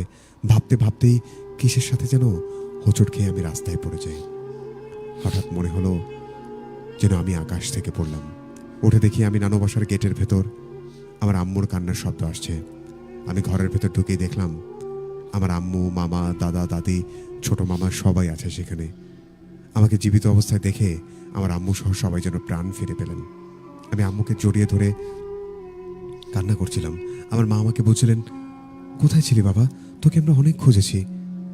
আমি বললাম, খুঁজেছো মানে? আমি তো। পাশ থেকে নানুমণি বলল, তুই নাকি 2 দিন বাসায় ছিলি না। আমার কাছে এর কোনো ব্যাখ্যা নেই রাতুল ভাই। আমি নানুর বাসায় থাকা সত্ত্বেও আমি নাকি ছিলাম না সেখানে। তাহলে কোথায় ছিলাম আমি? সবাই আমার জন্য দোয়া করবেন। যতদিন বেঁচে আছি ততদিন যেন সুস্থ থাকতে পারি। ভূতবেলার লিসেনারদের এবং শ্রোতা বন্ধুদের শ্রদ্ধা জানাই এবং রাতুল ভাইকে এই ঘটনাটি সালাম জানিয়ে এখানেই শেষ করছি। আসসালামু আলাইকুম। আমি মোহাম্মদ তানভীর প্রধান, ঠিকানা ঘোড়াবান্ধা চৌরাস্তা বাজার, বর্তমান ঠিকানা সৌন্দর্যহান মোড়।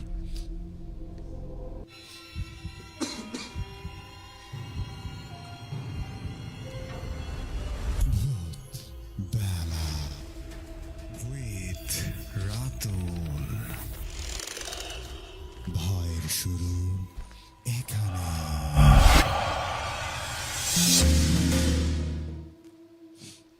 ইয়েস, ভয়ের শুরু এখানে। দেখতে পাচ্ছি অসংখ্য লিসনার আমাদের সাথে যুক্ত হয়েছেন এই মুহূর্তে। আমাদের ফ্রিকোয়েন্সি 98.8 FM এ আপনারা আমাদেরকে শুনতে পাচ্ছেন। এর পাশাপাশি আমরা লাইভে আছি, আপনারা লাইভে আমাদেরকে দেখতে পাচ্ছেন এবং সেই পাশাপাশি শুনতেও পাচ্ছেন। আপনারা চাইলে লাইভের কমেন্ট বক্সে আপনাদের মতামত করে জানাতে পারেন। দেখতে পাচ্ছি এই যে তপু ছিলেন আমাদের সাথে, লিখেছিলেন মিস্টার মোল্লা চট্টগ্রাম থেকে যুক্ত আছি, রেডিও সারাবেলার সাথে অনুষ্ঠানটি অনেক ভালো লাগছে। লিখেছিলেন আমাদেরকে রিয়াজুল ইসলাম, উনি ঢাকা থেকে যুক্ত হয়েছেন আমাদের সাথে। আমাদেরকে লিখেছিলেন মুশফিকুর রহমান, অনেক ভালো হচ্ছে। নীরব সরকার লিখেছেন অনেক ভয় লাগছে। অনেক অনেক ধন্যবাদ। সেই সাথে আমি আপনাদেরকে জানাতে চাই যে আপনার কাছে যদি থেকে থাকে এমন কোনো ভৌতিক ঘটনা যেটি আপনি চান আমি পড়ে শোনাই, সেক্ষেত্রে আমাদেরকে মেইল করতে পারেন। আমাদের মেইল অ্যাড্রেসটি হচ্ছে bhoot.sharabela@gmail.com। আর আপনি যদি সরাসরি স্টুডিওতে এসে আপনার ঘটনা শেয়ার করতে চান, এখানে শুধুমাত্র অনেকে ভেবে থাকেন যে যেহেতু আমাদের রেডিও সারাবেলাটি এসকেএস ইনের মাধ্যমে এসকেএস ইনের মধ্যে অবস্থিত, এক্ষেত্রে এসকেএস ইন যেহেতু একটি বিনোদন কেন্দ্র, এটিতে প্রবেশ করতে হলে একটি চার্জ করতে হয়, যেমন একটি এন্ট্রি ফি রয়েছে, সেটি পে করতে হয় কিনা। আপনি যখন ভূতবেলা অনুষ্ঠানটিতে আসবেন আমাদের রেডিও সারাবেলার গেস্ট হিসেবে, তখন আপনার আলাদা করে সেই এসকেএস ইনে কোনো এন্ট্রি ফি পরিশোধ করতে হবে না। আপনি তখন সম্পূর্ণ বিনামূল্যে আমাদের রেডিও সারাবেলায় আসতে পারবেন। এটি অনেকের মধ্যে প্রশ্ন থাকে, আমি এই জন্য ক্লিয়ার করে দিলাম, এবং অনেকে প্রশ্ন করেন বিধায় আজকেও দ্বিতীয়বার এই উত্তরটি আপনাদেরকে দিলাম। নীরব ছিলেন আমাদের সাথে, লিখেছিলেন আব্দুল্লাহ খন্দকার ভাইয়া, আচ্ছা ওনার জীবনে একটি ঘটনা ঘটেছে। আচ্ছা আচ্ছা, ওকে ফাইন। মাশরাফি লিখেছেন রাতুল ভাই আমার কমেন্ট কি পড়ার সুযোগ হয় না আপনার? অসংখ্য কমেন্ট থাকে, অনেকের কমেন্ট হারিয়ে যায়, এটা আমারও অনেক খারাপ লাগে যে আমি আপনাদের কমেন্ট পুরোপুরি পড়তে পারি না। এমডি সিদ্দিক মিয়া ছিলেন, তবে আমি সর্বোচ্চ চেষ্টা করি আপনাদের প্রত্যেকের কমেন্ট পড়ার। মমিনুল ইসলাম লিখেছেন ভাই অনেক ভয় লাগছে, অনেক অনেক ধন্যবাদ আপনার মতামত জানানোর জন্য। ছিলেন আমাদের সাথে শিজু মিয়া, উনি লিখেছেন গাইবান্ধার শীত কেমন শুনছি গাজীপুর থেকে। গাইবান্ধায় শীত কেমন আমার কণ্ঠ শুনে বুঝতে পারছেন, আমার গলা বসে গেছে, নাকটাও একটু ভারী হয়ে গেছে। লিখেছিলেন রিফাত সরকার, শিহাব ভাইয়ের সাথে আমি একই মাদ্রাসায় পড়েছি, শুধু নিশ্চিত হতে পারছি না। আচ্ছা শিহাব ভাই উনি কি আলফালা মাদ্রাসায় পড়েছিলেন? জি আচ্ছা, উনি আলফালা মাদ্রাসায় পড়েছিলেন। লিখেছিলেন আমাদেরকে, আচ্ছা মিস তেহরিনা, পাপ্পু ভাইয়ের গল্প শুনতে চাই। জি পাপ্পু ভাইকে খুব শীঘ্রই আমন্ত্রণ জানাবো। এই শীতটা আর একটু জমে উঠুক।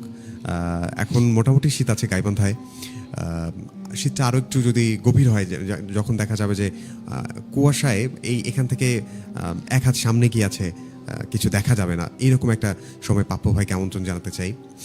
লিখেছিলেন আমাদেরকে শাহাদত হোসাইন ভাইয়া কেমন আছেন, উনি আরিফ হোসেন লিখেছিলেন আমাদেরকে। খুশবু লিখেছিলেন ভাই সারাবেলার ইমেল, আচ্ছা ইমেলে স্টোরি দিয়েছি, ভূতবেলার ইমেলটা একটু বলে দিন। আচ্ছা উনি ইমেল পাঠাতে চান। আচ্ছা যদিও আগে আমরা লাইভে আমাদের মেইল অ্যাড্রেসটি আমরা শো করতাম, এই মুহূর্তে করা যাচ্ছে কিনা আমি দেখি, চেষ্টা করছি। আমাদের মেইল অ্যাড্রেসটি হচ্ছে bhoot.sharabela@gmail.com। স্পেলিংটি বলে দিচ্ছি, BHOOTSARABELA@gmail.com। এই মেইল অ্যাড্রেসে আপনার নাম, ঠিকানা, ফোন নম্বর সহ আপনার সাথে ঘটে যাওয়া সবচেয়ে ভয়ঙ্কর ঘটনাটি আমাদের সাথে শেয়ার করতে পারেন। তিনদহ আচ্ছা দক্ষিণ পাড়া থেকে মাদ্রাসা থেকে শুনছেন শাহাদাত। পাপ্পু ভাই আচ্ছা আচ্ছা কেন আসে না? পাপ্পু ভাই আসবেন আসবেন, পাপ্পু ভাইয়ের সাথে আমার রেগুলার কথা হয়। হাসানুর আহমেদ নিলয় ছিলেন, সামনের বৃহস্পতিবার ভয়ানক গল্প নিয়ে আসছে ভাই, আমি অপেক্ষায় আছি। সেই সাথে ভূতবেলার লিসেনারগণ অপেক্ষায় থাকলেন, আমরা নিলয় ভাইয়ের ঘটনা শুনবো। প্রশান্ত অধিকারী লিখেছিলেন আমাদেরকে যশোর মনিরামপুর থেকে, উনি যুক্ত হয়েছেন, যশোর থেকে যুক্ত হয়েছেন, এই জন্য আপনাকে অনেক অনেক ভালোবাসা এবং স্বাগত ভূতবেলায়। লিখেছেন সায়ান আমাদেরকে লিখেছিলেন মহসিনা খন্দকার, বৃহস্পতিবার মানেই রাতুল ভাইয়া। আচ্ছা রাতুল ভাইয়া মানেই ভূতবেলা, thank you so much. Muntasir Rahman লিখেছিলেন সালাম, ওয়ালাইকুম সালাম ভাইয়া কেমন আছো জানিও। আমার ছোট ভাই মুনতাসির যুক্ত হয়েছে। এমডি মুকফর লিখেছিলেন আচ্ছা আচ্ছা আসসালামু আলাইকুম ভাইয়া। ওয়ালাইকুম সালাম। আমাদের সাথে বুশরা ছিলেন, আচ্ছা বাপুরে ভূত, আচ্ছা ওকে ফাইন। ইলিয়াস শেখ ছিলেন ওনার, আচ্ছা আচ্ছা আমার বাড়ি আপনার বাড়ির পাশে বালুখোলায়। আচ্ছা বালুখোলায়, আমার বাসা তো বালুখোলায় না ভাই। লিখেছেন রুহুল আমিন শুভ, অনেকদিন পর উনি যুক্ত হয়েছেন, তো অনেক অনেক ধন্যবাদ। আমি আসলে কথা বাড়াতে চাই না, এই মুহূর্তে চলে যাব আবারও আমার পাশে আজকে আছেন শিহাব ভাই, শিহাব ভাইয়ের কাছে ভৌতিক ঘটনা শুনতে চাই। ভাইয়া এবারে আমরা কোন ঘটনা শুনবো আপনার থেকে? ভাইয়া এবার আমি যে ঘটনাটি বলবো সেটা আমার ছোটবেলার। জি আমি ছোটবেলায় যখন মাদ্রাসায় পড়ালেখা করতাম, মানে এখন আমি আলিয়া মাদ্রাসায় পড়ালেখা করতেছি, কিন্তু এক সময় ছিল আমি কওমি মাদ্রাসায় পড়ালেখা করছি। যেরকম কিছুক্ষণ আগে একটি ভাই কমেন্টে বলল যে আলফালা মাদ্রাসায়, আমি আলফালা মাদ্রাসায় পড়ালেখা করছিলাম। ওইখানে পড়ালেখা করছি প্রায় 10 বছর। এই 10 বছরের ভিতরে আমার সাথে অনেক কিছু ঘটে গেছে, যেগুলো অনেক ভৌতিক ছিল ওই মাদ্রাসার ভিতরে। শুধু আমার সাথে নয়, আমার অনেক বন্ধু ছিল যাদের সাথে এগুলো ঘটছে। তবে আমার সাথে যে ঘটনাটাই ঘটে গেছে আমি সেটাই শেয়ার করবো আপনাদের সাথে। জি আমরা শুনবো। এটাও আমার জীবনে ঘটে যাওয়া একটা বাস্তব অভিজ্ঞতা। আমার বয়স তখন 14 থেকে 15। আচ্ছা 14 থেকে 15। ওই সময় আমি যখন মাদ্রাসায় পড়ি জি তখন একটা পরীক্ষা হয়। আচ্ছা পরীক্ষার পরে 4-5 দিন করে আলফালা মাদ্রাসা ছুটি দেয়। তো ছুটির 2 দিন আগে ওই সময় পরীক্ষা হচ্ছে আর কি। আচ্ছা তা পরীক্ষার আনন্দ, অনেকেই ঘুম আসে না রাতে, মানে পরীক্ষা শেষ হওয়ার পর তো ছুটি দিবে মাদ্রাসা, তখন তো মানে সবার একটা আনন্দ, ছোট মানুষ আমরা যে বাড়িতে যাব, এই জন্য আমরা সবাই আনন্দ করতেছি। আনন্দ করার পর যখন শুয়ে গেলাম, ঘুম আসলাম রাত 1-2টা। আচ্ছা এখনও কিন্তু পরীক্ষা শেষ হয়নি, আরও 2টা পরীক্ষা বাকি আছে। 2 দিন পরে আমরা বাসায় যাব বন্ধু। এই মুহূর্তে আমরা আনন্দ করে রাতে ঘুম আসলাম। আচ্ছা তারপর মানে আমি আবার মাঝরাতে টের পাইছি, মানে ঘুম থেকে জাগা পাইছি। জাগা পাওয়ার পর আমি জরুরত ছাড়ার জন্য আর কি বাথরুমে যাচ্ছি। এমন সময় আমি মাঠের মাঝখানে, আচ্ছা মাঠের মাঝখানে আবার আমাদের আলফালা মাদ্রাসা আমরা যখন পড়ালেখা করছি তখন চারপাশে গাছ ছিল, জি যেমন কাঁঠালের গাছ ছিল, আরও অনেক গাছ আছে, লম্বু গাছ। তার ভিতর ওই কাঁঠালের গাছের কাছে আমি যেই গেছি আচ্ছা। বের হয়ে, ওইখানে আমার মানে শরীরটা আবার মানে ঠান্ডা হয়ে গেল। আমি আপনাকে আগেই বলেছি, মানে আমার ছোটোবেলা থেকে একটা সমস্যা আছে, সেটা হলো মানে কোনো বিপদ হওয়ার আগে বা কোনো ভৌতিক ঘটনা ঘটার আগে আমার শরীরটা ঠান্ডা হয়ে যাবে আর লোমগুলো দাঁড় হবে। আমি তখনই বুঝে গেলাম যে হয়তো এখানে কোনো একটা সমস্যা হবে। তার কিছুক্ষণ পরে আমি ওই গাছটা পার হইনি, কাঁঠালের গাছ, ওইখানে এত বড় একটা বাদুরকে দেখলাম। জি মানে আমার মনে হচ্ছে না এটা কোনো বাদুর বা জি মানে কোনো জন্তু, আমার মনে হচ্ছে এটা কোনো দুষ্ট শক্তি বা কোনো জিন হবে। আচ্ছা আচ্ছা সে পাখিটা গাছের উপরে পড়লো। পড়ার পর সাধারণত বাদুর যদি গাছে পড়ে জি গাছের ডালটা অন্তত নড়বে রাইট বা পাতাটা শুধু একটু নড়ে উঠবে, কিন্তু আমি দেখতে পেলাম যে পুরো গাছটাই নড়ছে।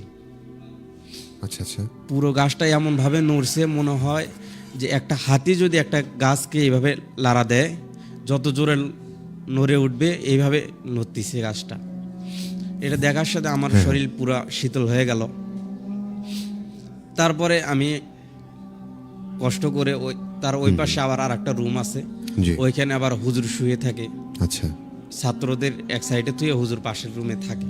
তা আমি যে হুজুরকে ডাক দিলাম, জি হুজুরের নাম বলতে যাচ্ছি না, তাকে আমি ডাক দিলাম যে হুজুর এইরকম ঘটনা। জি তা হুজুর বলল তুমি এত রাখতে বেরোছো কে? আমি বললাম হুজুর আমার জরুরতে বেরোছি টয়লেট সারার জন্য। তা বলছে আচ্ছা তুমি যাও, ভয় করার দরকার নেই, দোয়া দৌরত পরে চলে যাও। পরে আমি জরুরত সেরে সারার পর আমি রুমে এসে শুয়ে গেলাম। আচ্ছা তার 2 দিন কেটে গেল, পরীক্ষা হয়ে গেল, হ্যাঁ আমার ও বিষয়ে আর কোনো চিন্তা নেই। পরে আমি বাড়িতে চলে আসলাম, বন্ধ 2 দিন পরে মাদ্রাসা বন্ধ দিল। আচ্ছা পরে বাড়িতে আসার পর সেই রাতেই আমার মা তখন বেঁচে ছিলেন। আচ্ছা আমার বাবা তখন বিদেশ ছিলেন আর কি। আচ্ছা আমার বাবা বিগত 8 বছর 10 বছর বিদেশে ছিলেন। আচ্ছা ওই সময় আমার বাবা বিদেশে। তখন আমার মা আর আমার মার সাথে আমার এক ফুফাতো বোন ছিল। আচ্ছা আচ্ছা ফুফাতো বোন মানে আমার মার সাথে থাকতো। আমার ওই ফুফাতো বোনের স্বামী আর আমার বাবা এই 2 জন বিদেশে একসাথেই থাকে। আচ্ছা আচ্ছা এই সূত্রে আমার বোন আমার মার সাথে থাকে, যেহেতু আমিও বাসায় থাকি না, বাড়িতে কেউ নাই, আমার বড় ভাই শুধু আছে, সেই জন্য আমার ফুফাতো বোন আমার মার সাথে থাকে। আচ্ছা তার কিছুদিন আগেই মানে আমার পরীক্ষা যে দিয়ে বাড়িতে আসলাম, পরীক্ষা দেওয়ার কিছুদিন আগে আমার হলো ফুফু মারা গেছিল। আচ্ছা মানে আমার ওই ফুফাতো বোন, যে ফুফাতো বোন আমার মায়ের সাথে থাকে, আচ্ছা ওই জি, ফুফাতো বোনের তার- মা মারা গেছে, মানে আমার ফুফু মারা গেছে। আপনার ফুপু মারা গেছেন, জি। হ্যাঁ, তা মারা গেছে, ওইখানে আমি আসছিলাম। তারপরে এই ঘটনাগুলো ঘটে যায়। তারপর আচ্ছা। আমি বাড়িতে আসি। ওই রাতে আমার মা আমার ফুফাতো বোনকে নিয়ে হুম, মানে ধানের তলে জাল যে দেয় আমাদের মারাকাটি শেষ হলে, ওই কাজটি করতেছে রাতে আর কি। মানে ধান সেদ্ধ করতেছে রাতে। তা সেদ্ধ করতেছে, আমি ওখানে বসে আছি উপস্থিত। তখনই আমার মা বলল, মা তুমি একটু জাল দে, আমি আসতেছি। আমি একটু মানে বাড়ির পিছন থেকে আসতেছি। জি। তখন আমাদের টয়লেট একটু বাড়ির পিছনের দিকে ছিল। তখন আমার মা বলল যে, মা তুমি একটু জাল দে, আমি একটু বাড়ির পিছন থেকে বাথরুম করে আসি। তা ওই কথা বলে আম্মু বাড়ির পিছনে গেছে। আচ্ছা তার মধ্যে লাইট ছিল, মানে একটা ছোট ফোন ছিল, মুঠো ফোন, ওই ফোনটা নিয়ে গেছে। ওটার আর কতটুকু আলো। যাওয়ার পর আম্মু চিৎকার দিয়ে উঠল। চিৎকার দিয়ে ওঠার পর আম্মু বলতিছে, বাবা বাবা তাড়াতাড়ি এদিকে আসো, দেখে যাও কি। পরে আমি আর আমার ওই ফুফাতো বোন দুইজনে দৌড়ে গেলাম। দৌড়ে যাওয়ার পর আমাদের আরও একটা বড় লাইট ছিল, যেটা আমার বাবা বিদেশ থেকে পাঠিয়ে দিয়েছে। ওই বড় লাইটটা নিয়ে গেলাম। যাওয়ার পর আমি লাইটটা মারলাম। মারার পর দেখতে পেলাম যে একজন মানুষ, একটা অস্তিত্ব ওইখানে আছে। মানে শুধু আড়ার দিকে যাচ্ছে, বাঁশের যে আড়া আছে ওটার দিকে যাচ্ছে। তা আমার মা বলতিছে, কে তুমি, কে? তা ওই যে অস্তিত্বটা মানুষের মতোই মনে হচ্ছে, একজন বুড়ি মানুষ, সাদা কাপড়ে মোড়ানো, পাগুলো মাটি থেকে একটু উপরে। সে আমার আম্মু যে বলতিছে যে তুমি কে, কে তুমি, কিন্তু সে পেছনের দিকে তাকাচ্ছে না। না তাকিয়ে সে সোজায় বাসার আড়ার দিকে যাচ্ছে। তারপর আমিও লাইট ধরে আছি। পরে আমি দেখতে পেলাম যে আস্তে আস্তে যাচ্ছে, যতই যাচ্ছে ততই আবছার মতো হয়ে যাচ্ছে, মানে আচ্ছা। দেখা যাচ্ছে না। হ্যাঁ, এক পর্যায়ে এরকম যেতে যেতে সে মিশে গেল। আচ্ছা যে একটা সাদা বুড়ির মতো একটা অস্তিত্ব ছিল, সেটা আস্তে আস্তে মিশে গেল। জি জি। তারপরে আমরা এগুলোই দেখলাম আর কি। হুম হুম, জাস্ট এটাই আমার ঘটনা। এটাই ছিল ঘটনা। অনেক অনেক ধন্যবাদ ভাইয়া আমাদের সাথে যুক্ত থাকার জন্য, এবং আমাদের স্টুডিওতে এসে ভয়ঙ্কর ভয়ঙ্কর কিছু ঘটনা শেয়ার করার জন্য। তো যাই হোক, আমি এই মুহূর্তে, আপনার কাছে আর কোনো ঘটনা আছে? না। আচ্ছা, আমরা এই মুহূর্তে আপনাদের কথাবার্তাগুলো চলে যাব, এবং তারপর আমার কাছে আরেকটি মেল রয়েছে, সেই মেলে চলে যাব। দেখতে পাচ্ছি নবাব মৃদু ছিলেন আমাদের সাথে। ভাই, আমি শুনছি বাদিয়াখালী থেকে প্রোগ্রাম অনেক সুন্দর হচ্ছে, আজ আছি শেষ পর্যন্ত। লিখেছিলেন আমাদেরকে মুনজারিন জারা, উনি লিখেছেন, হাই ভাইয়া, হ্যালো, কোথা থেকে শুনছেন জানাবেন। হাসানুর আহমেদ নিলয় লিখেছিলেন, আচ্ছা আচ্ছা আচ্ছা, ওনার বাবা সহ আমাদেরকে অনুষ্ঠান শুনছেন, আঙ্কেলের জন্য অনেক অনেক শুভকামনা। লিখেছিলেন বোনারপাড়া ভূতমারা বাজার থেকে শুনছি, এমডি মুকফর লিখেছিলেন আমাদেরকে। মাশরাফি ছিলেন আমাদের সাথে। আচ্ছা, ওকে, লিখেছিলেন আমাদেরকে সাগর মিয়া, ভাই আমার SMS আচ্ছা পড়া হচ্ছে না কেন? অনেক মানুষ আমাদেরকে কমেন্ট করছেন, আসলে তার মধ্যে থেকে দু একটা কমেন্ট মিস হতেই পারে, তবে মিস করলে আমার বেশি খারাপ লাগে আপনাদের চেয়ে। এমডি আলমগীর লিখেছিলেন যে এক সপ্তাহ অনেক দিন মনে হচ্ছে রাতুল ভাই, ভূতবেলা অনেক মিস করি। লিখেছিলেন আমাদেরকে বাদিয়াখালী থেকে মৃদু ছিলেন, অনেক সুন্দর হচ্ছে। উনি লিখেছিলেন আমাদেরকে আব্দুল্লাহ সিয়াম, ভাইয়া আমি আপনার স্টুডিওতে আসবো, কিন্তু আমি সেখান থেকে ফেসবুক লাইভ করতে চাই না, এটা কোনোভাবেই সম্ভব না ভাইয়া, এখানে এসে লাইভ করার কোনো পারমিশন নেই। লিখেছিলেন আমাদেরকে শোয়েব বিন কাউসার, ভালো লাগছে। লিখেছিলেন আমাদেরকে আচ্ছা ইলিয়াস শেখ, লিখেছিলেন বুশরা, সেই সাথে মাশরাফি আবার ছিলেন, মুনতাসির রহমান ছিলেন আমাদের সাথে। আচ্ছা, মিরাজ ছিলেন আমাদের সাথে, লিখেছিলেন আমি বাদিয়াখালী থেকে শুনছি। আচ্ছা, জরিতুল ইসলাম জীবন ছিলেন আমাদের সাথে, উনি লিখেছিলেন কি খবর ভাইয়া। লিখেছেন রুহুল আমিন শুভ, দেখতে পাচ্ছি আমাদের সাথে পাপ্পু শেখ ভাই ছিলেন। মোহাম্মদ ইলিয়াস শেখ লিখেছেন কবিরা, আচ্ছা কাজীর বাজার থেকে ভয়ঙ্কর গল্প দেন। আচ্ছা, কাজীর বাজার থেকে উনি শুনছেন এবং ভয়ঙ্কর গল্প শুনতে চেয়েছেন। অনিক রহমান ছিলেন আমাদের সাথে, লিখেছেন সদর থেকে আমি অনেক অনুষ্ঠান উপভোগ করছি, সাথে আছি নাহিদ ও মাহফুজ, অনুষ্ঠান অনেক সুন্দর হচ্ছে। তো যাই হোক, দেখতে পাচ্ছি ফিরোজ কবির লিখেছেন, রাতুল ভাই কেমন আছেন? অনেক ভালো আছি, এবং রাতুল ভাই সবসময় ভালো থাকে, এই জন্য আসলে আপনাদেরকে চমৎকার চমৎকার ভৌতিক ঘটনা উপহার দিতে পারে। তো এই মুহূর্তে আমাদের সাথে শিহাব ভাই ছিলেন, আমরা তার কাছে যাব না, আমার কাছে মেইল রয়েছে, সেই মেইলটি আপনাদেরকে পড়ে শোনাতে চাই, যেটি আসলে সুন্দরবনকে ঘিরে এই ঘটনাটি। তো উনি যেভাবে আমাকে পাঠিয়েছেন আমি ঠিক সেভাবেই আপনাদেরকে পড়ে শোনানোর চেষ্টা করছি।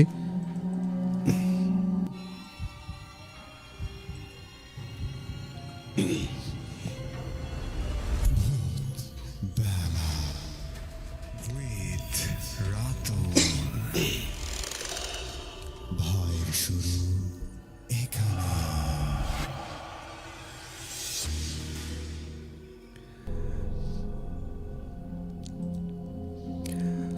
গল্পটি রাশেদ নামের একজন ভাইয়ের থেকে সংগ্রহ করা। আমি অনেকগুলো গল্প পাঠিয়েছি, কিন্তু আপনি পড়েননি, এটি পড়বেন, আপনার কাছে অনুরোধ রইল। আচ্ছা, ওকে, ফাইন। এই ঘটনাটি আমাদেরকে পাঠিয়েছিলেন রফিয়াদ আহমেদ রাদ। উনি যেভাবে লিখেছেন আমি সেভাবে পড়ে শোনানোর চেষ্টা করছি।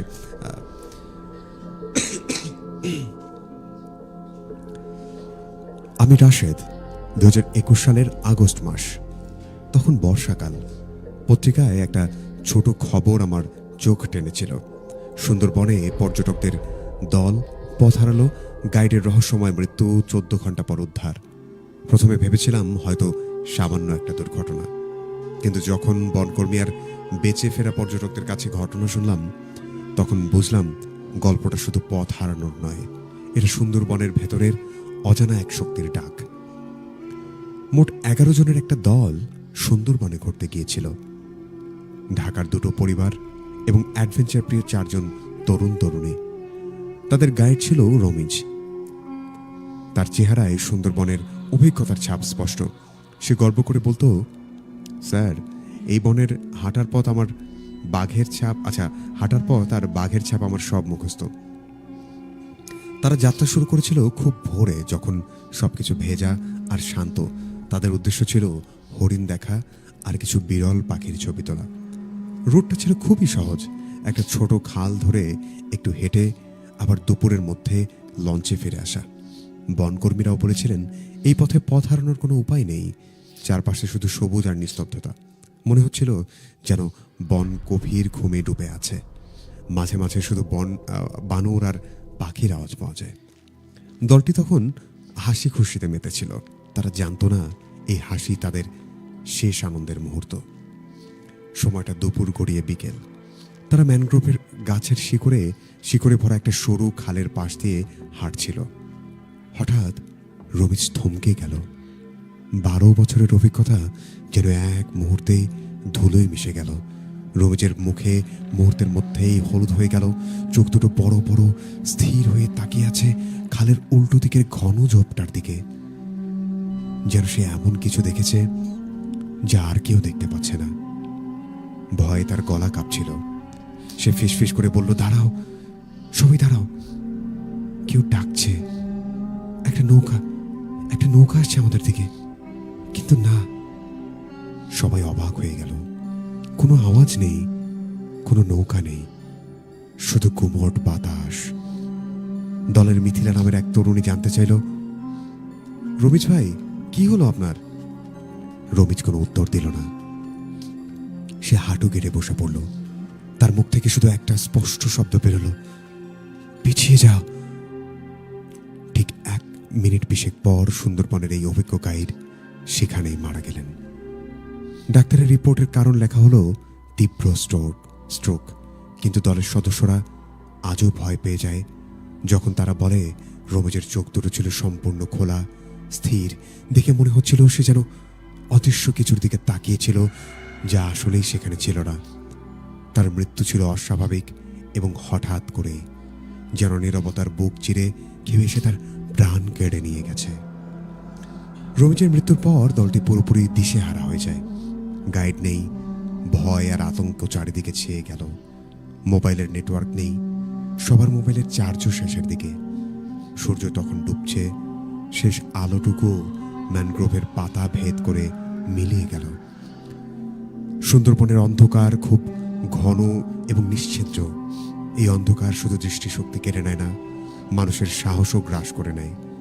দলটি ঠিক করলো রমেশ যেদিকে তাকিয়েছিল সেদিক ধরেই তারা হাঁটতে থাকবে। হয়তো হয়তো সেটা পরিচিত কোনো রাস্তায় গিয়ে মিশবে। এটাই ছিল তাদের সবচেয়ে বড় ভুল। তারা হাঁটতে শুরু করলো। কিছু দূর যাবার পর কাদামাটির ওপর একটি অদ্ভুত ছাপ দেখতে পায় তারা। সেই ছাপ দেখে সবাই আঁতকে উঠল।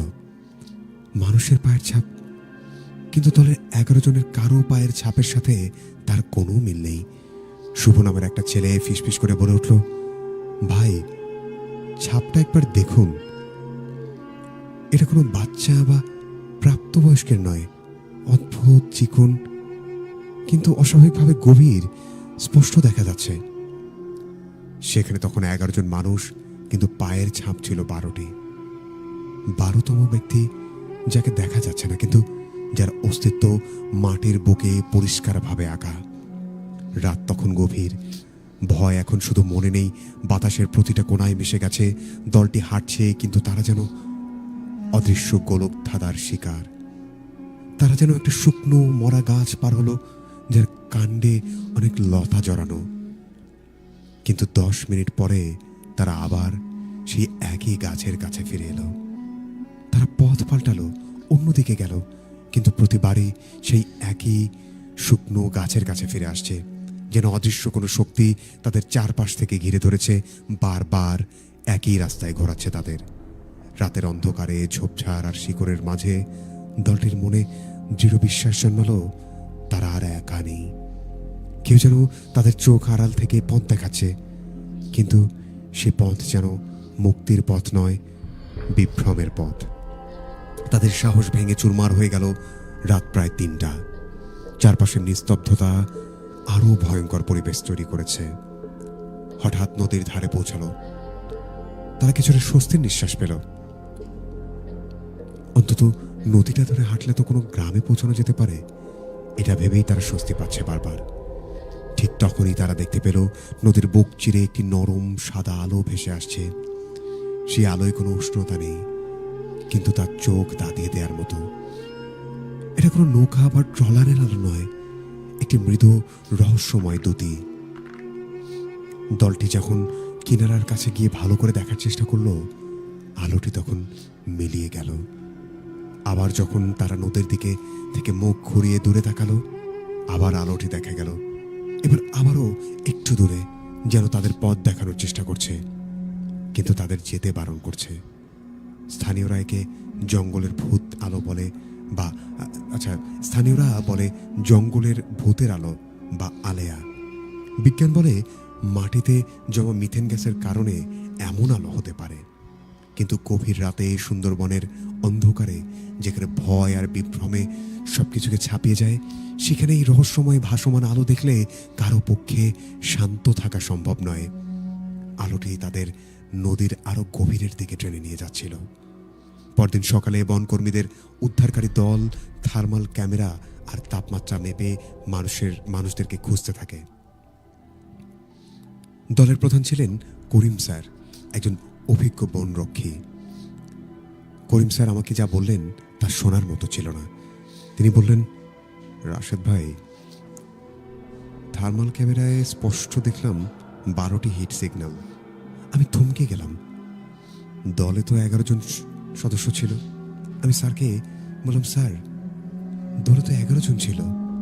তিনি তখন আমার চোখে চোখ রেখে, একটা গভীর আতঙ্ক ছিল তার দৃষ্টিতে। হ্যাঁ, সেটাই তো অস্বাভাবিক। 12তম সিগন্যালটা স্পষ্ট ছিল, কিন্তু সেটা একরকম অদ্ভুতভাবে ভাসছিল।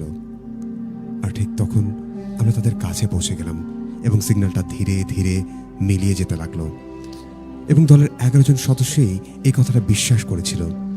কেউ বা নিশ্চিতভাবে তাদের পথ দেখাচ্ছিল, তাদের বিভ্রান্ত করছিল, কিন্তু সেটা মানুষের চোখে দেখা যাচ্ছিল না। এই 12তম সংকেতই হয়তো সেই দ্বাদশ পায়ের ছাপের অদৃশ্য প্রাণীটির। ভোর 5টার দিকে এই দলটি উদ্ধার হলো। সবাই ভেজা, ক্লান্ত, আতঙ্কে যেন পাথরের মতো জমে গিয়েছিল। তাদের চোখগুলো ছিল ফ্যাকাশে। তারা শারীরিকভাবে বেঁচে গেলেও মানসিকভাবে একেবারেই ভেঙে পড়ছিল। একজন ছেলে তখন ফিসফিস করে বলছিল, বিশ্বাস করুন, আমরা কোনো ভুল পথে যাইনি। প্রতিটা মুহূর্তে যেন মনে হচ্ছিল কেউ যেন আমাদের ভুল পথে ঠেলে দিচ্ছে, কেউ যেন অদৃশ্য দড়ি দিয়ে আমাদের বেঁধে বেঁধে টেনে নিয়ে যাচ্ছিল। রমিজের সহকর্মীরা সব জানতেন। তারা শান্ত গলায় বললেন, রমিজ আগে থেকেই আমাদের বলেছিলেন সুন্দরবনে অদৃশ্য কিছু শক্তি আছে, যারা মানুষকে ডাকে, নিজেও ভয় পেত, কিন্তু পেটের তাগিদে শেষ পর্যন্ত এই বনের গাইড হয়েছিল সে। সুন্দরবন সত্যি রহস্যময়। এখনকার নীরবতার জল আর জঙ্গলের প্রতিটি বাঁক যেন অদেখা কোনো নিয়ম মেনে চলে। যারা এই ঘটনা প্রত্যক্ষ করেছেন তারা শুধু পথ হারাননি, তারা এমন কিছুর মুখোমুখি হয়েছিলেন যার কোনো বৈজ্ঞানিক ব্যাখ্যা ছিল না, যা আজও নেই। তারা এমন এক অদৃশ্য পথ নির্দেশকের শিকার হয়েছিলেন যার গন্তব্য কোনো মানব বসতি ছিল না, ছিল বনের আরো গভীরের দিকে নিয়ে যাওয়া। এই ঘটনাটি সুন্দরবনের বাস্তব ঘটনা অবলম্বনে লেখা।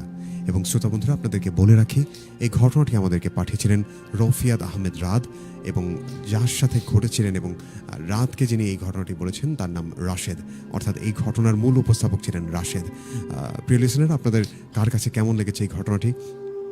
আসলে আমি যদি আমার নিজের এক্সপিরিয়েন্স বলতে চাই, তো সেটি হচ্ছে, মানে এই ঘটনাটি পড়ার সময় বারবার আমার গুজবাম্প হচ্ছিল। গুজবাম্প বলতে অনেকে হয়তো না বুঝতে পারেন, বুঝতেও পারেন। বিষয়টা হচ্ছে আমার গায়ের লোম, আমার কান সব কিছু শিউরে উঠছিল বারবার। মানে ঘটনাটা এত রহস্যময় আমার কাছে মনে হয়েছে। প্রিয় লিসেনার, যারা যারা আমাদেরকে দেখছেন এবং শুনছেন, আপনাদের কার কাছে কেমন লাগলো এই ঘটনাটি আমাদেরকে জানিয়ে দিতে পারেন। কিন্তু আমরা এই মুহূর্তে ফেসবুক লাইভে আছি রেডিও সারাবেলার, এবং সেখানে দেখতে পাচ্ছি অসংখ্য মানুষ যুক্ত হয়েছেন। এবং আমি আপনাদের কাছে অনুরোধ করব, আপনাদের যারা যারা দেখছেন এই মুহূর্তে লাইভে, আপনারা কমেন্টের মাধ্যমে জানাতে পারেন কে কোথা থেকে দেখছেন এবং কার কাছে কেমন লাগলো এই ঘটনাগুলো। আজকে যতগুলো ঘটনা প্রচার হয়েছে তার মধ্যে থেকে আমার কাছে সবগুলো ঘটনায় যদিও ভালো লেগেছে, কিন্তু এই ঘটনাটি এবং বলতে গেলে সবগুলো ঘটনায় রহস্যজনক। মানে তবে দুটি ঘটনা, মানে যেমন প্রথমে বরকত ভাইয়ের ঘটনাটি, সেটি ছিল একেবারে নির্জন একটা জায়গায়, সেটা হচ্ছে সমুদ্রের মাঝখানে, যেখানে সবাই অসহায়। এত জলরাশির মাঝখানে একটা জাহাজ, সেখানে বিন্দুর মতো লাগে, মানুষের কোনো চিহ্নই খুঁজে পাওয়া যায় না। সেখানে একজন নাবিক ছিলেন যার সাথে একটি ঘটনা ঘটেছে। উনি শুধুমাত্র একাই দেখেছিলেন যে 1980 সালে জার্মান থেকে আসা একটি জাহাজ যে জায়গায় ডুবেছিল এবং সেখানে 42 জন ক্রু মেম্বার নিখোঁজ হয়েছিলেন। তিনি হয়তোবা দেখেছিলেন সেই 42 জনেরই কাউকে, যারা এত বছর থেকে বাঁচার আকুতি নিয়ে বা মৃত্যুর আগে যারা বাঁচার চেষ্টা করেছিলেন তাদেরকে দেখতে পেয়েছিলেন সেই জাহাজের সেই সেইলর, অর্থাৎ জাহাজের নাবিক। এবং এই ঘটনা, সেটি যেমন রহস্যজনক একটা ঘটনা, আমার কাছে সুন্দরবনের এই ঘটনাটিও মানে অস্বাভাবিক রকমের ভয় পাইয়ে দেওয়ার মতো একটা ঘটনা। আমি প্ল্যান করছিলাম যে সুন্দরবনে যাব, গিয়ে এক্সপ্লোর করব এই ডিসেম্বরে। আসলে এখন একটু মনে হচ্ছে সাবধান হতে হবে। যাই হোক, অনেক অনেক ধন্যবাদ রাত আপনাকে, এবং আপনাদের কার কাছে কেমন লেগেছে আমাদেরকে জানাতে পারেন। এই মুহূর্তে আমরা শুধুমাত্র ফেসবুকের কমেন্টগুলো পড়ছি, আপনারা চাইলে আমাদের ফেসবুকের লাইভে কমেন্ট করতে পারেন। তো আসলে দেখতে পাচ্ছি ফিরোজ লিখেছেন, রাতুল ভাই কেমন আছেন? অনেক ভালো আছি। আলমগীর লিখেছেন, রাতুল ভাই মুন্সিগঞ্জ থেকে শুনছি। আমাদেরকে লিখেছিলেন আরিফ হোসেন, উনি আচ্ছা ওকে, 3 দহ দক্ষিণ পাড়া হাফিজিয়া মাদ্রাসা থেকে আমাদেরকে শুনছেন। আপনার কণ্ঠটি রাসেল ভাইয়ের মতো, থ্যাংক ইউ সো মাচ লিখেছিলেন আমাদেরকে ইলিয়াস শেখ। নবাব মৃদু লিখেছেন, আমার কাছে গল্প আছে, কিভাবে পাঠাবো? ঘটনা পাঠানোর নিয়ম হচ্ছে আমাদের মেইল অ্যাড্রেসে পাঠাতে পারেন যদি আপনি চান আপনার ঘটনা আমি পড়ে শোনাই। আমাদের মেইল অ্যাড্রেসটি হচ্ছে bhoot.sarabela@gmail.com। আমি স্পেলিংটি বলে দিচ্ছি, অর্থাৎ বানানটি BHOOTSARABELA@gmail.com। শুরুতে আপনার নাম লিখতে হবে, ঠিকানা লিখতে হবে, এবং ঘটনাটি যদি আপনার সাথে ঘটা হয়ে থাকে সেক্ষেত্রে সেটি লিখবেন, এবং যদি অন্য কারোর সাথে ঘটা হয়ে থাকে সেটি তার নাম লিখবেন, তার পরিচয় লিখবেন, এবং আপনার ফোন নম্বরটি কিন্তু অবশ্যই উল্লেখ করবেন। লিখেছিলেন আমাদেরকে সুরায়া জান্নাত পরি, লিখেছিলেন শোয়েব বিন কাউসার। সীমান্ত ইসলাম লিখেছেন, রাতুল ভাই আচ্ছা ওকে, ব্যাডমিন্টন খেলে এসে যুক্ত হলাম। রামকৃষ্ণ লিখেছেন, দাদা কেমন আছেন? আমি নলডাঙ্গা থেকে দেখছি। শুভকামনা আপনার জন্য লিখেছিলেন, আচ্ছা ভাইয়া কেমন আছেন? আমি রেডিও শুনছি বাদিয়াখালী থেকে। মোহাম্মদ রিপন ছিলেন, লিখেছেন আমাদেরকে জয়া চৌধুরী, রাতুল ভাইয়া, আচ্ছা আচ্ছা, okay fine. Jaya Chowdhury account থেকে কেউ একজন কমেন্ট করেছেন, ভাইয়া আমার নাম ঋষভ। আচ্ছা আচ্ছা, আপনার জানা কোনো ঘটনা থাকলে বলেন। আমি চেষ্টা করছি আপনাদের পাঠানো ঘটনাগুলো বলতে, এবং আমার সঙ্গে যেসব ঘটনা থাকে সেগুলো কিন্তু আপনাদেরকে পড়ে শোনাই। লিখেছিলেন আমাদেরকে রোমান হাসান রুবেল, ভাইয়া গাইবান্ধায় আমার বাসা, আমি ঢাকা থেকে আপনার সাথে আছি। আচ্ছা, ভূত এফএম শুনতে ভালো লাগে। ইসমাইল হামিদ লিখেছেন কেমন আছেন। লিখেছিলেন এমডি মুকফর, আপনাদের অনুষ্ঠান অফলাইনে শুনতাম, অনেক সুন্দর লাগছে। আলমগীর লিখেছিলেন রাতুল ভাই, ভূত বেলা না শুনলে ঘুমিয়ে আসে না। অনেক অনেক শুভকামনা আপনার জন্য। লিখেছিলেন অনিক রহমান, মানিক আছি মানিক মৎস্য খামার থেকে, ওই আপনার রেগুলার শ্রোতা আমরা তিনজন। আচ্ছা আচ্ছা, ওকে ফাইন। যাই হোক, আচ্ছা ওনারা 4 জন আছেন এমনটি জানিয়েছেন। লিখেছেন আলমগীর আহমেদ, রাতুল ভাই ইমেলটা অনেক সুন্দর ছিল, অনেক অনেক ধন্যবাদ। আমরা এই মুহূর্তে চলে যাব আরেকজন অতিথির কাছে। শিহাব ভাই আছেন আমাদের সাথে, আপনার কাছে কি অন্য কোনো ঘটনা আছে? জি, আর একটা ঘটনা আছে। আচ্ছা ঠিক আছে, আমরা আপনার থেকে ঘটনা শুনে, আমাদের স্টুডিওতে শাহাদুল আছে, যদি সুযোগ হয় আমরা শাহাদুলের কাছে ঘটনা শুনতে পারি আজকে। শাহাদুল ওপাশ থেকে সিগন্যাল দিচ্ছে, সে স্টোরি শেয়ার করবে। আমার কাছে আরও একটি মেইলও আছে, আমি দেখা যাক, সময়ের সাথে ডিপেন্ড করে হবে। কিন্তু এই মেইলটি, এটিও তানভীর প্রধানের পাঠানো একটি ঘটনা, কিন্তু সেই মেইলটি তুলনামূলকভাবে বড়। যেহেতু অতিথি আছেন, আমরা আসলে তাদেরকেই সুযোগ দিতে চাই। যে শিহাব ভাই, আমরা আসলে শুনবো এবারের আপনার ঘটনাটি। জি, এই ঘটনাটি হচ্ছে আমার বাসার জি, বেশি দিন না, আজ থেকে 1 বছর আগের ঘটনা। আচ্ছা, আমার নিজের সাথে ঘটে যাওয়া এই ঘটনাটি। হুম, সেটা ছিল হলো মানে বৃষ্টির সময়। বৃষ্টি হলে তো পানি গ্রাম অঞ্চলে বেড়ে যায়, জি। সেটা তো খাল, ডোবা, নদী, নালা সবখানে পানি একটু বেশি হয়। জি, এই জন্য পুকুরের বা খালে যে মাছগুলো আছে সেগুলো উপরে উঠে আসে। আচ্ছা, তা আমি আমার বন্ধুকে বললাম, জোবাইর আমার বন্ধুর নাম, তাকে বললাম যে চলো একদিন পাশা নিয়ে আমরা যাই মাছ মারি, যেহেতু মাছ জি, অনেক বেশি পাওয়া যায়, চলো যাই। তো আমি বললো আচ্ছা ঠিক আছে, তুমি রাতে আসো, আমার সাথে দেখা করো, আচ্ছা, আমাকে ডাক দিও, আমি তোমার সাথে যাব। তা আমি রাতে খাওয়া দাওয়া করলাম ঈশার পর, তারপরে কিছুক্ষণ বিশ্রাম নিয়ে রাত তখন 10টা থেকে 11টার মতো বাজে। আচ্ছা, ওর কাছে গেলাম, ওই বলতেছে যে আমার একটু মাথা ব্যথা করতেছে, আজকে আমার শরীরটা ভালো না, তা আমি আজকে যেতে পারবো না, যা তুই যা একটু মাছ ধর, যা আজকে আমার হবে না, কালকে ধরবো বালা যদি সুস্থ হই।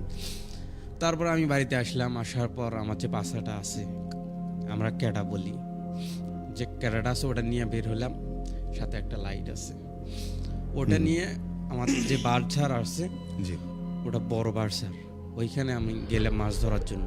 আচ্ছা, ওই বাঁশঝাড়ের পাশে আবার কবরস্থান। আসলে ওখানে দিনে যেতেও ভয় লাগে, তারপর আমার যেহেতু মাছের নেশা মাথায় ধরছে, এই জন্য আমার রাতে যেতেও ভয় লাগতেছে না।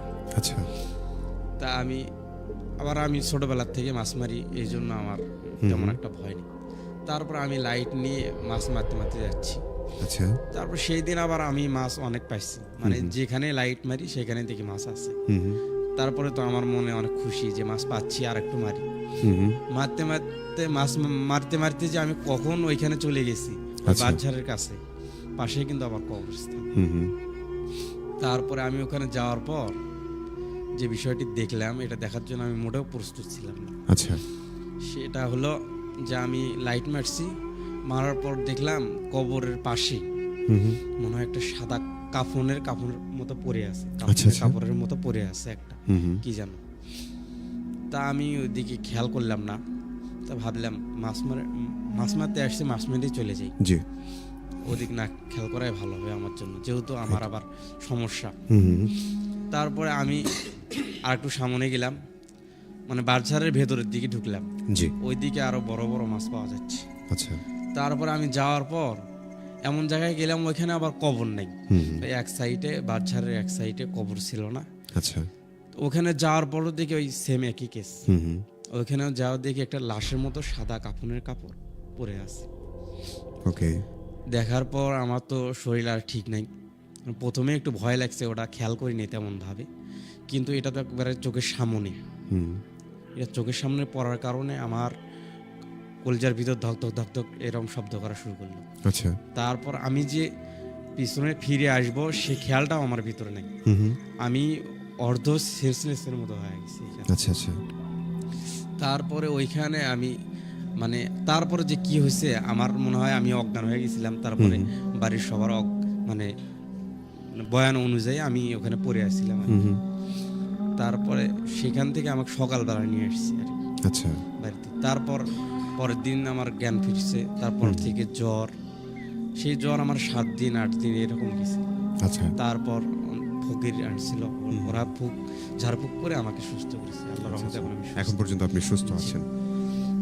এটাই ছিল আমার কাছে। আচ্ছা, অনেক অনেক ধন্যবাদ শিহাব ভাই। যেহেতু আপনি মাদ্রাসায় পড়েছিলেন, যতটুকু তথ্য যদিও আপনি আগে বলেনি, একজন আপনার শুভাকাঙ্ক্ষী থেকে আমরা জানতে পারলাম, মানে মাদ্রাসায় পড়াকালীন সময়ে আপনার কোনো ঘটনা জানা আছে?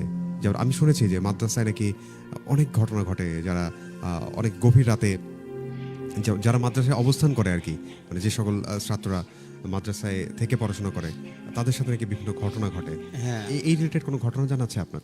জি, আমার এক বন্ধু ছিল, জি জি, যে একটু দেখতে সুন্দর ছিল, ফর্সা, জি, মানে দেখতে অনেক সুন্দর ছিল। হ্যাঁ হ্যাঁ, তার সাথে প্রতিনিয়ত ঘটনা ঘটতো। জি, ওর আর আমার বেড একটু পাশাপাশি ছিল। আচ্ছা, মানে আমি একখানে ছিলাম, আমার পাশে আরেকজন, তার পাশে ওই ছেলেটার বেড ছিল। একদিন গভীর রাতে, জি, তখন আবার আমরা ছোট যখন ছিলাম তখন দেখছি কয়েকদিন পর পর অনেক জোরে বাতাস হয়েছে, আচ্ছা, মানে আচ্ছা। ঝড়, কালবৈশাখী ঝড় বলেন যাই মানে বলেন। গ্রীষ্মকাল ছিল সে সময়। হ্যাঁ। জি জি, তখন অনেক জোরে ঝড় শুরু হলো, বাইরে বাতাস বৃষ্টি। তখন আমরা যে ঘরের ভিতর আসি সেইখানে হুজুর থাকতো না, আমাদের একটা আচ্ছা, ছোট আচ্ছা। রুম ছিল, আমরা জি। হেফজখানায় ছিলাম। তা ওখানে আমাদের রুমে কোনো হুজুর নাই। তা আমরা সবাই ভয় যে এত জোরে বাতাস উঠছে বাহিরে। তার ভিতরে এই যে সুন্দর ছেলেটার কথা বললাম, আমার এক বন্ধু, এই ছেলেটা আবার মানে জিনে ভর করছে। এই ছেলেটা সে মানে নিজের হাতের আঙ্গুলগুলো নিজে কামড়াচ্ছে, আচ্ছা আচ্ছা, নিজের হাতের আঙ্গুলগুলো নিজে কামড়াচ্ছে। তারপরে চামড়া যেগুলো আছে এগুলো টানতেছে দাঁত দিয়ে, রক্ত বের করতেছে। আচ্ছা আচ্ছা, এগুলো দেখার পর আমাদের যে মশারিগুলো আছে আমরা সবগুলো খুলে ফেললাম। এই মশারিগুলো খুলে ফেলার পর আমরা সব মানে 12-13 জন ছেলে ছিলাম ওই রুমে, সবাই এক জায়গায় হলাম। আচ্ছা আচ্ছা, তারপর আমরা বললাম যে এ তো এরকম শুরু করছে, এক তো মনে হয় জেনে ভর করছে, আগে থেকে একটু মানে এর দোষ আছে। তা এখন কি করা যায়? ওকে, ওইখানে আমি ছিলাম একটু মানে বয়স্ক, মানে একটু বড়। আমি তখন ওইখানকার প্রথম হাফেজ। আমার উপরে দায়িত্ব ছিল সবকিছু। তার মধ্যে আবার বাহিরে এরকম ঝড় বৃষ্টি, আমি এখন কি করব? তা সবাই মিলে পরামর্শ করলাম। তা আরো একজন ছিল আমার সাথকার, আমার বয়সী, সে বলল যে চলো আমরা 2 জন এদেরকে এখানে থুয়ে আমরা চলো ওই পাশে আর এক রুম আছে, ওইখানে গিয়ে আমার ওস্তাদকে ডাকিয়ে আনি। তারপর আমরা 2 জন ওই বাতাসের ভিতরে কষ্ট করে চলে গেলাম। আচ্ছা, চলে যাওয়ার পর ওই হুজুরকে ডাকে আনলাম। ডাকে আনার পর হুজুর দোয়া কালাম করে ফুক দিল। তারপরে সে আল্লাহর রহমতে সুস্থ হলো। আচ্ছা, কিন্তু আচ্ছা। পরের দিন তাকে জিজ্ঞাসা করার পর সে বলল না আমি এগুলো কিছুই জানি না। জি, এমনই হয়, মানে আসলে যার সাথে ঘটে, কেউ যদি মানে জিন্দা যদি পজেস থাকে, মানে তাকে দেখবেন যে সারা রাত সে নিজের ক্ষতি করছে, চিৎকার চেঁচামেচি করছে, কাউকে ধমক দিচ্ছে, ভাঙচুর করছে, কিন্তু সকালবেলা উঠে তার কিছুই মনে থাকে না। তো যাই হোক, অনেক চমৎকার ছিল। আজকে আমাদের সাথে শিহাব ভাই ছিলেন আমাদের স্টুডিওতে, তার কাছে চমৎকার চমৎকার ঘটনা শুনেছি। আমি অনেকে ধন্যবাদ জানাতে চাই। আবার যদি সুযোগ হয় আমরা শিহাব ভাইকে আমন্ত্রণ জানাবো রেডিও সারাবেলায় ভূতবেলা অনুষ্ঠানে। দেখতে পাচ্ছি ইশরাত জাহান ছিলেন আমাদের সাথে, উনি লিখেছেন চিটাগং থেকে দেখছি ভাইয়া। আরিফ মন্ডল লিখেছেন গাজীপুর মৌচাক থেকে লাইভে যুক্ত হলাম। রাতুল ভাই, আচ্ছা অনুষ্ঠান অনেক ভালো হচ্ছে, থ্যাংক ইউ সো মাচ ভাইয়া যুক্ত হবার জন্য। লিখেছিলেন আমাদেরকে কবি রফিক উদ্দিন লস্কর, আমি ভারতের আসাম রাজ্যের হাইলাকান্দি জেলা থেকে শুনছি, রেডিও সারাবেলা অনলাইনে শুনে থাকি, আপনাদের সকল অনুষ্ঠান খুব ভালো লাগে। কবি রফিক উদ্দিন, আপনাকে অনেক অনেক ভালোবাসা, আপনি ওপার বাংলা থেকে যুক্ত হয়েছেন। আর লিখেছিলেন আমাদেরকে অনেকদিন পর শুনলাম, ইশরাত জাহান লিখেছিলেন, এবং কবি রফিক উদ্দিন লস্কর উনি আমাদেরকে জিজ্ঞেস করেছেন যে মেইল অ্যাড্রেসটা দিয়ে দেবেন। আচ্ছা, আমাদের মেইল অ্যাড্রেসটি আপনি এই মুহূর্তে দেখতে পাচ্ছেন আমাদের রেডিও সারাবেলার যে পেজ থেকে আমরা লাইভ করছি সেই পেজের মানে লাইভের রাইট সাইডে একেবারে নিচে দেখতে পাবেন একটা মেল অ্যাড্রেস পিন করা আছে bhoot.sharabal@gmail.com। এই মেল অ্যাড্রেসে আপনার সাথে ঘটে যাওয়া অথবা আপনার জানা সবচেয়ে ভয়ঙ্কর ঘটনাটি আমাদেরকে পাঠিয়ে দিতে পারেন। স্বর্ণজাহান লিখেছেন গাইবান্ধা থেকে শুনছি, অনেক ভয় লাগছে, thank you so much. Ishtiaq Shahriya লিখেছেন আচ্ছা ভাই ক্যারাম খেলতে খেলতে গল্প শুনছি, অনেক ভয় লাগছে ইশতিয়াক, অনেক অনেক ধন্যবাদ। রামকৃষ্ণ লিখেছেন অনেক লোমহর্ষক ঘটনা ছিল এটা। এমডি মকফোর্ড ছিলেন আমি আপনার অনুষ্ঠান, আচ্ছা আর সাইদ ভাইয়ের অনুষ্ঠান শুনি, অনেক অনেক শুভকামনা।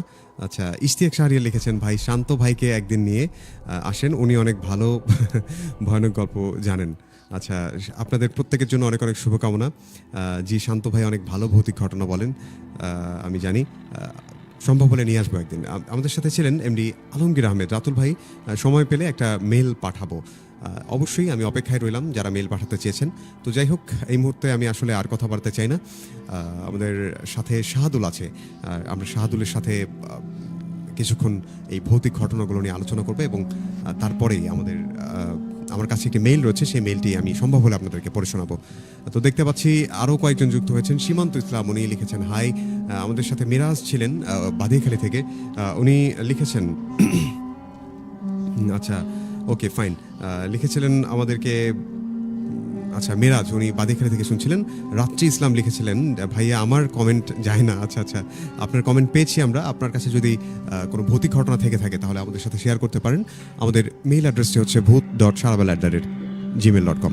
আর আপনি যদি সরাসরি আমাদের স্টুডিওতে এসে ঘটনা শেয়ার করতে চান সেক্ষেত্রে আমাদের কে ফোন করতে পারেন। আমাদের ফোন নম্বরটি হচ্ছে 01713484465।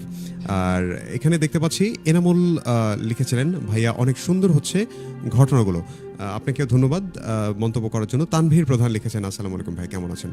তানভীর প্রধান আমি শুরুতে আপনাকে ধন্যবাদ জানাতে চাই আপনার পাঠানো ঘটনাটির জন্য, অনেক ভালো লেগেছে এবং শ্রোতাগণ অনেক পছন্দ করেছেন। তো দেখতে পাচ্ছি আরও অনেকেই আছেন। স্বর্ণজাহান লিখেছিলেন যে উনি গাইবান্ধা থেকে শুনছেন, আমাদের সাথে ছিলেন চিটাগং থেকে ইশরাত জাহান। এমডি মকফোর্ড ছিলেন, লিখেছিলেন সুন্দর লাগছে। ইসমাইল হামিদ ইমরান ছিলেন আমাদের সাথে। জয়া চৌধুরী ছিলেন, উনি ডেভিড কোম্পানি পাড়া থেকে শুনছিলেন আমাদেরকে। আউসাফ সাইহান আন্নান ছিলেন ভাইয়া আমার ফোনে চার্জ শেষ তাই আমি আর দেখতে পারবো না। যাই হোক আপনি আমাদের সাথে ছিলেন এই জন্য অনেক অনেক কৃতজ্ঞতা। বিলাস কুমার লিখেছেন ভাইয়া আমার এসএমএস কি যায় না? জি মাত্র আসলো, আপনাকে অনেক অনেক ধন্যবাদ যারা আমাদের সাথে যুক্ত ছিলেন। তো এই মুহূর্তে আমি আর কথা বাড়াতে চাই না, চলে যেতে চাই। আমার পাশে আছেন শাহাদুল। শাহাদুল আজকের ঘটনাগুলো কেমন লাগলো? ভাইয়া আজকের ঘটনাগুলো মানে কি বলবো, বলার বাইরে এত সুন্দর ছিল যেন আমি ওখান থেকে আমার নিজেরই শিংড়ে যাচ্ছিল লোম।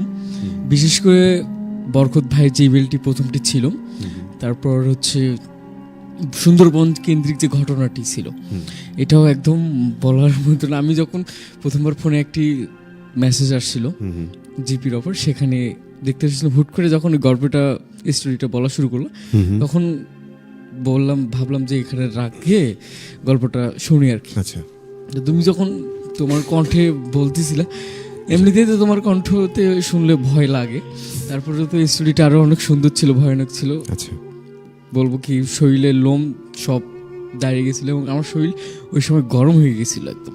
আচ্ছা এতটা ভয়। আর শিয়াব ভাইয়ের প্রথম যে দুটো স্টোরি ছিল এবং মাদ্রাসার যে ওনার বন্ধুর সাথে যে ঘটনাটি ঘটে গেছে, ঘটনাটি অনেক সুন্দর ছিল। আসলে মাদ্রাসার ছাত্রদের সাথে কিন্তু এই ধরনের ঘটনাগুলো বেশি ঘটে থাকে, এটা কেউ। তারপর আমরা কিন্তু হচ্ছে সাইদ ভাইয়ের একটা ফ্রেন্ড, ছোটবেলার বন্ধুর সাথেও কিন্তু এই সেম ঘটনাটা ঘটেছিল, তোমার মনে আছে কিনা? আমার মনে আছে। হ্যাঁ, ঘটনাটি শোনার পর আমার খুব মানে খারাপ লাগছিল যে একজন হুজুরের সাথে বা একজন মাদ্রাসার ছাত্রের সাথে এই ধরনের ঘটনাগুলো ঘটে। ভাইয়া একটা জিনিস হচ্ছে মাদ্রাসার সুন্দর যে ছাত্র যারা আছে তাদের উপরে কিন্তু বেশিটা আকর্ষণ থাকে জিনদের। এটা আমি মানে খুব ভালো করে খেয়াল করে দেখলাম আর কি।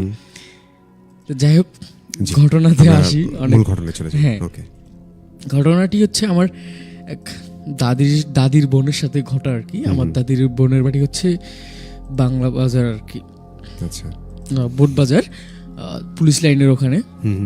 তা ওনাদের বোট বাজারেতে দোকান আছে আর কি। সেই দোকান হচ্ছে আমার দাদির হচ্ছে ছেলের, মানে এক কথায় তার নাতি দোকানদারি করে। তো তখন সে ছোট থেকে পড়াশোনা করা অবস্থায় ওখানে তার বাবার দোকান ছিল, ওখানে দোকানদারি করতো। আচ্ছা। স্কুল শেষ করে সে বা কলেজ শেষ করে সে দোকানদারি করতো। তা একটা সময়, তখন তো ভাই খুব ছোট না, 15-16 বছর বা 18 বছর এরকম হবে। তা তার বাবা সেদিন সকালেই দোকান থেকে চলে যায়। যাওয়ার পর তাকে বলে যে, বাবা তুমি দোকানে থাকো, আমি একটু বাসায় যেয়ে ঘুমাই, আমার শরীরটা খারাপ লাগতেছে, তুমি দোকানে থাকো। তা আমার ওই ভাই বলতেছে ঠিক আছে, সমস্যা নেই আবু, তুমি যাও, আমি দোকানে আছি। তো ওনার যাওয়ার সময় আঙ্কেল বলে গেছে যে তুমি 10টা বা 9:30টার সময় দোকান বন্ধ করে চলে আসিও। তো উনি বলে ঠিক আছে। গ্রাম সাইডে কিন্তু ভাইয়া ওই সময়, বা শুধু ওই জায়গাতেই না, গ্রামে ওই সময় গ্রামের দিকে কিন্তু ইলেকট্রিসিটি বা শহর দিকে ইলেকট্রিসিটি খুবই কম ছিল আর কি। তা উনি ওই সময় ছিল, তার দোকানদারি করতে করতে ওনার মানে টাইমটার দিকে আর মনে নেই যে কয়টা বাজে। তা হুট করে উনি ঘড়ির দিকে তাকিয়ে দেখে যে 11:30টার মতন বাজে। তা বোট বাজার থেকে আরো প্রায় 2 থেকে 2.5 কিলোমিটার যেতে হয়, লাইনটা পার হয়ে যেতে হয় ওনাদের বাড়িতে। আচ্ছা। তা ওই সময় তো ওই জায়গাটা একদম নিদুয়া পাথরের মতন, মরুভূমি মতন অবস্থা। আর গ্রামের মানুষ তো ভাই সন্ধ্যাতেই ঘরে ঢুকে যায়। তা উনি একা একা যাচ্ছে, তো দোকানপাট বন্ধ করে একা একা যাচ্ছে।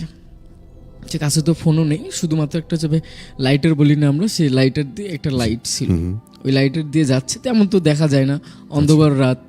তা উনি যাচ্ছে আর মনের ভিতরে শুধু ভয় কাজ করতেছে যে একা একা যেতে পাবো কিনা, একা একা যেতে পাবো কিনা। যতক্ষণ উনি দোকানের সাইডে ছিল অতক্ষণ ওনার লোক সংখ্যা 2-1 কি দেখা পাচ্ছিল। পরে যখন উনি দোকানের সাইডটা পার হয়ে গেলেন তখন তো আর কোনো লোকজন নেই। আচ্ছা। পরে যখন ওনাদের বাড়ির সামনে, বাড়ি থেকে প্রায় 1 কিলোমিটার দূরে একটা ব্রিজ আছে, জি, একটা উঁচু ব্রিজ। ব্রিজটা কিন্তু এখন পর্যন্ত আছে ভাইয়া। মাঝে মধ্যে আমি যদি ওই বাড়িতে যাই, ব্রিজটার উপরে একটু দাঁড়াই, ব্রিজটার পরিবেশটা দেখি বা আশেপাশে পরিবেশটা দেখি যে কেমন থমথমে পরিবেশ। এখনো মাঝে মধ্যে বিকেলের দিকে যদি যাই, মনে হয় পরিবেশটা থমকে আছে, একদম নিস্তব্ধ, একদম সতেজ বা নিস্তেজ হয়ে আছে পরিবেশটা এরকম। তা যখন যাই, আমারও শরীরে তখন ওই সময় গরম, মানে গা শিংড়ে ওঠে যে ঘটনাটা যদি ওই সময় আমি থাকতাম আমার কি অবস্থাটা হতো। তো ও ভাই যাচ্ছে, যাওয়ার পথে ওই ব্রিজে নাকি উনি, ব্রিজে কিন্তু ভাই এগুলো উঁচু উঁচু দেওয়া থাকে, মানে ল্যাম্প। তো উনি দেখতে পাচ্ছে ওখানে কেউ একজন বসে আছে। আচ্ছা। উনি ভাবলো হয়তো আমার এলাকার কোনো বন্ধু বান্ধব বা ভাই ব্রাদার হবে, বড় ভাই ব্রাদার হবে। তো ওনাকে ডাক দিয়ে বা বলি চলেন একসাথে বাসায় যাই, তাহলে আমাদেরও জন্য ভালো, আমারও জন্য ভালো হবে, ওনারও জন্য ভালো হবে। উনি এটা মনে ওনাকে ডাক দিচ্ছে। উনি আরো এটা ভাবছে যে উনি হয়তো একা একা যেতে পারবে না, ওই জন্য হয়তো কারোর জন্য অপেক্ষা করতেছে। তা উনি যে এটা বুঝতে পারেনি এটা হচ্ছে অন্য কিছু একটা অবয়ব হবে, সেটা উনি বুঝতে পারেনি। উনি যে ডাক দেওয়ার সাথে হালকা একটু লাইট মারছে, লাইটারটা দিয়ে দেখতে পাচ্ছে যে মানুষের মতন। পরে যা উনি বললো, কি রে দোস্ত কেমন আছিস? তো মানে সমান বয়সী হলে তো দোস্ত এটা বলে, বন্ধু বলে। তা উনি দোস্ত করে বলছে, বলার পর বলতেছে, কি রে কেমন আছিস এত রাত্রে এখানে? এখানে একজনের জন্য অপেক্ষা করতেছি, যে কেউ আসলে একসাথে বাড়িতে যাবো আর কি, একা একা ভয় লাগতেছে। চল আমরা দুইজনে একসাথে যাই। ব্রিজটা পার হয়ে হাতের ডান সাইডে একটা পুকুর আছে, পুকুরটা এখন ভাইয়া বাড়ি করছে, একটা 2 তলা ফাউন্ডেশন করে বাড়ি করছে আর কি। তা ওখানে পুকুরটার সামনে তো এরা দুজন যাচ্ছে। তা যিনি বসেছিল পুলে, ব্রিজে, তা ওখান থেকে দেখতেছে যে দূরত্ব বাড়তেছে, ওর দেখা মানে নাগাল পাচ্ছে না আর কি, সাথে সাথে পাচ্ছে না। আমার ওই ভাই এত চেষ্টা করতেছে যে ওর কাছে যে বলবো যে তুই এত জোরে জোরে হাঁটতেছিস কেন, এত তাড়াতাড়ি হাঁটতেছিস, তোর কি খুবই সমস্যা হচ্ছে বা কোনো মানে প্রকৃতির ডাকে সাড়া দিস কিনা, এটা জিজ্ঞাসা করার জন্য এখানে চিৎকার করতেছে, এ দাঁড়া দাঁড়া দাঁড়া, একসাথে যাই, অত ব্যস্ত হলি কেন, দাঁড়া আমরা একসাথে যাই। তো ও তো আর কথা শুনতেছে না, ও আর মতন যাচ্ছে। আচ্ছা। তো পরে ও চিন্তা করলো যে আসলে কি আমার বন্ধু নাকি অন্য কিছু। তো এই কথাটা চিন্তা করে পরে আবার দৌড় দিচ্ছে, ও আর পেছনে পেছনে দৌড় দিচ্ছে। দৌড় দিলেও একটা মানুষের যা আয়ত্ত আসা যায় সেটা পর্যন্ত পাচ্ছে না। আচ্ছা। ওই পরে চিন্তা করলো যে না, এর সাথে তো দৌড়েও পাচ্ছে না, হেঁটেও পাচ্ছি না, কি করা যায়। পরে ও পুকুরের সামনে যাওয়ার সাথে সাথে দেখতেছে ও পুকুরের পাড়ে যাচ্ছে, ওই লোকটি অবয়বটি পুকুরের পাড়ে যাচ্ছে। ওকে বলতেছে, এই তুই পুকুর পাড়ে যাস রে, পুকুর পাড়ে এত রাত্রের বেলা পুকুর পাড়ে যাস, আবার মানুষের পুকুর, আবার চোর বলে আবার মার ভেতরে পড়ে, মানুষ মাছ চাষ করে, তুই আবার সেখানে যাচ্ছিস। তো বলতেছে তুইও আয়, আমরা একসাথে যাই যে মাছ ধরে আর কি। আচ্ছা, এত আমার ওই ভাই বলতেছে এত রাত্রে তুই পুকুরে নেমে মাছ ধরবি, মানে কাহাই দেখিস পুকুরে মাছ ধরবো, কেউ জানবেও না যে আমরা মাছ ধরছি। আচ্ছা, তো ওই কথা বলে, আরে না চল, অনেক রাত হয়েছে, রাত 12টা বাজে, তাড়াতাড়ি চল বাসায় চল, এমনিতেই অনেক দেরি হয়ে গেছে, আব্বু তো 9:30 বা 10টার মধ্যে দোকান বন্ধ করতে বলছিল, আর তুই তো আমি তো এখানে 11:30 বেজেই ফেলছি। আচ্ছা, আচ্ছা, তো কথা শুনে ঠিক আছে সমস্যা নাই, কিছু হবে না, 10-15 মিনিটের মধ্যে আমরা উঠে যাব। তো ওই কথা বলে উনি ওকে টেনে ওই পুকুর পাড়ে নিয়ে গেছে, নিয়ে যাওয়ার সাথে সাথে ওই অবয়বটি ওখানে নামছে, দেখাচ্ছে এই দেখ আমি কতগুলো মাছ ধরি এক ডুবে। তো অবাক হয়ে গেছে, তুই এক ডুবে কয়টা মাছ ধরবি? ওই দেখ আমি এক ডুবে কতগুলো মাছ ধরি। ভাইয়া উনি ওই অবয়বটি ডুব দেওয়ার সাথে 2 হাত ভর্তি বড় বড় মাছ আচ্ছা, আচ্ছা, তুলছে। তো আমার ওই ভাই তো দেখে অবাক হয়ে গেছে যে এত বড় বড় মাছ তুই এক ডুবে এতগুলো তুললি, এত বড় মাছ তো মানুষ একটা ধরতেই 2 হাত দিয়ে ধরতেই হিমশিম খেয়ে যায়, ঝাঁকাঝাঁকি করে, আর তুই এতগুলো ধরছিস, কি ব্যাপার? পরে তো আমার ওই ভাইয়ের লোভ ধরে গেল, ভাইয়া মাছের লোভ তো সবারই থাকে একটু, একজন ধরলে আরেকজন ধরবে না কেরম একটা দেখে।